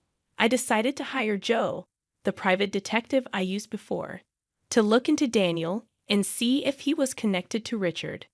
Joe agreed and started digging into Daniel's past and connections. Meanwhile, I tried to keep my distance from Daniel, even though he was so charming and attractive. I couldn't afford to fall into a trap, especially with so much at stake. One day, Daniel asked me out for coffee, and I didn't know what to do. Part of me wanted to say yes and get to know him better. But another part of me was scared, worried about what Joe might find.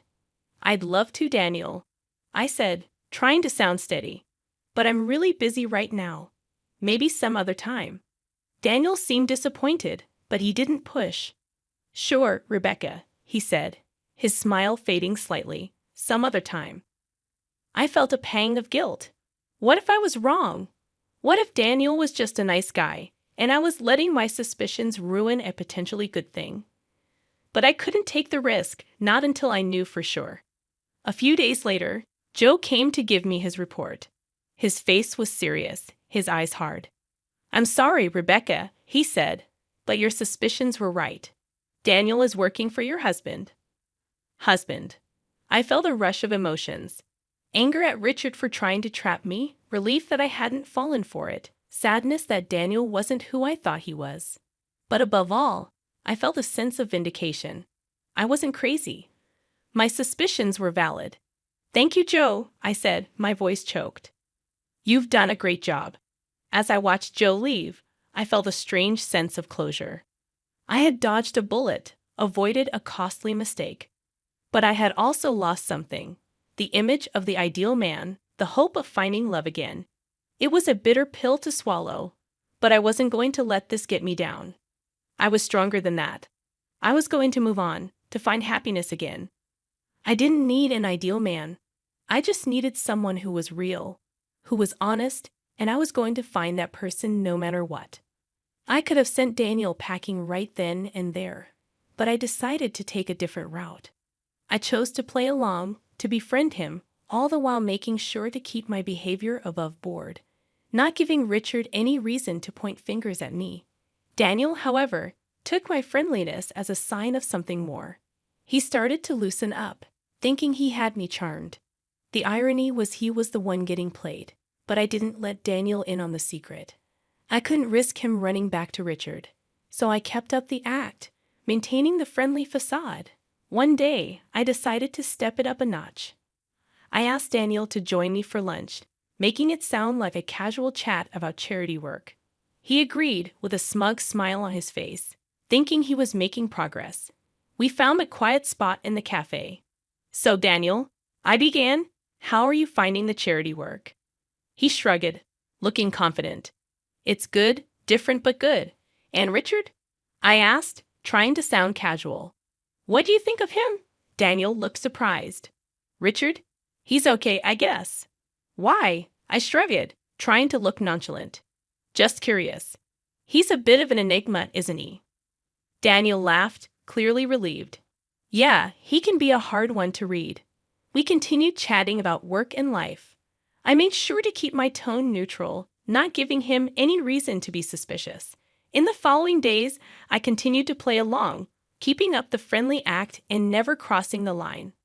I was always on my guard, always careful. It was a risky game, but one I was willing to play for now. During one of our lunch meetings, Daniel looked at me, a serious look on his face. "You know, I've been thinking," he said, raising an eyebrow, sending a chill down my spine. "About what?" I asked, trying to hide my unease. He shrugged, looking uncomfortable. "About us, about this thing we have." I felt my heart skip a beat. This was it, the moment I had been dreading. I forced a smile on my face. "And what is it that we have, Daniel?" He looked at me, a hopeful look in his eyes. "I think we have something special." I felt a pang of guilt. Daniel was falling into my trap, just as I had planned. But it didn't feel right. It didn't feel good. But I had to keep up the act, had to keep playing the game. So I smiled at Daniel, a fake smile plastered on my face. "Yes, Daniel," I said, my voice barely a whisper. "We do have something special." And just like that, I had set the trap. The game was on. But at what cost? The Cold War at home with Richard was as icy as ever. We'd occasionally run into each other, exchange chilly greetings, and then retreat to our separate corners, most nights. He'd be at his apartment, claiming it was more convenient for his work commute. One Sunday afternoon, I dialed Daniel's number, lacing my voice with warmth as fake as his documents, inviting him over to my place. He probably thought I was finally ready to give in to his advances. Poor guy, he couldn't have been more wrong. As Daniel stepped into my home, he was greeted not by a seductive housewife, but by my old classmate, now a stern-faced police officer. He'd agreed to help me out, and the surprise on Daniel's face was worth every bit of it. The officer checked Daniel's papers, and as expected, they were as fake as a $3 bill. Now it was time for my move. I offered Daniel a choice. He could either stick with Richard and face the consequences of his fake documents, or he could switch sides and work for me. Daniel's eyes darted between me and the officer, and after a moment of silence he nodded. He agreed to my deal. Checkmate. Richard. With that, the real game began. I had Richard's pawn now playing for my side. But I knew this was just the beginning. Richard was a crafty man. He wouldn't go down without a fight. In the days that followed, I kept a close watch on Daniel. Despite his agreement, I knew I couldn't fully trust him. He was a wild card, a potential threat. But for the time being, he was a useful one. One day, I summoned Daniel to my office. "We need to talk," I said, my tone serious. He looked at me, a hint of unease in his eyes. "About what?" he asked. "About Richard," I replied. "I need to know everything, his plans, his strategies, everything." Daniel hesitated, then nodded. "Okay, I'll tell you everything I know." And just like that, I had my insider. My counterattack was ready. But this was just the beginning. The real battle was still ahead of us. Richard wouldn't go down without a fight, and I had to be prepared. I had to be ready because this wasn't just a game anymore. It was war, and in war, there are no rules, only survival. Days turned into weeks, and I was getting antsy. I wanted to confront Richard, to show him I wasn't the pushover he thought I was. Joe, whom I turned to once again, had given me some advice. "Push Richard. Make him think you've fallen into his trap," he suggested. It was a gamble, but I was ready to play the game. So Daniel and I staged a photo shoot. We posed in ways that could be seen as compromising, as proof of an affair. But we were careful. We kept the originals where everything was as innocent as a Sunday school picnic. Once the photos were ready, I gave them to Daniel. "Give these to Richard," I said, handing over the envelope. "Let him draw his own conclusions." Daniel looked at me, concern etched on his face. "You sure about this?" he asked. "Once you start this, there's no going back." "I know," I replied, a steely resolve in my voice. "And I'm ready." The very next day, Richard was all smiles at dinner. He thought he'd caught me, that he'd got one over me. But he didn't say a word about it. But I wasn't worried. I knew what was coming. I was ready. Meanwhile, Joe was on the case. He was digging up dirt on Richard, finding all the evidence we needed. He was good at his job, and I trusted him. And finally, Joe called. Richard relaxed and lost his caution, he said, his voice rough with satisfaction. "I've got him. I've got all the proof of Richard's cheating. Photos, videos, the whole shebang." I felt a rush of excitement. "Good," I said, a smile spreading across my face. "Let's bring him down." But I didn't confront Richard, not yet. I wanted him to think he was winning. I wanted to see the look on his face when he realized he'd been played. So I waited, playing the part of the dutiful wife, waiting for Richard to make his move. I knew it was coming, and I was ready. The clock was ticking towards the family dinner. I knew this was it, the showdown. I felt a strange calmness. I was ready. The dinner was at Richard's parents' mansion, a sprawling estate that reeked of old money. Richard was there, of course, playing the doting son and husband. But I knew the truth, and soon everyone else would too. We were halfway through the main course when Richard cleared his throat. He stood up, a smug smile playing on his lips. "I have something to say," he announced, his eyes on me. He pulled out a set of photos of me with Daniel. He tossed them on the table like he was playing a winning hand. "Proof," he said, his voice filled with triumph, "of my wife's infidelity." The room went quiet. I could feel everyone's eyes on me, but I didn't flinch. I was ready for this. I calmly stood up, meeting Richard's gaze. "Yes," I said, my voice steady. "I know this man, but he's not my lover. He's an actor hired by you, Richard, to frame me." I pulled out my phone and hit play. The room filled with Daniel's voice, confessing everything. Richard's smile faltered, his eyes widened in shock, but I wasn't done. I pulled out my own set of photos and videos, evidence of Richard's own affairs. I tossed them on the table. "What about these, Richard?" I asked, my voice cold. "Can you explain them?" Richard stammered, tried to deny it. But the evidence was undeniable. His parents' faces turned to stone. My parents, who had been quiet until now, spoke up. "You ungrateful brat," my father roared at Richard. "We trusted you with our daughter. And this is how you repay us?" Richard's mother was in tears. "How could you, Richard?" she sobbed. "How could you do this to us, to her?" The aftermath was swift. We divorced. Richard's parents, furious at their son's deceit, fired him from their company. His reputation was in tatters. And me? I walked away with $3 million in compensation. Now Richard is jobless, scrambling to pick up the pieces of his life. And me? I'm free. I'm enjoying the peace, the silence. I'm enjoying my life without Richard. I won. I took on Richard and won. I outsmarted him, played his own game better than he did. And it feels good. It feels right.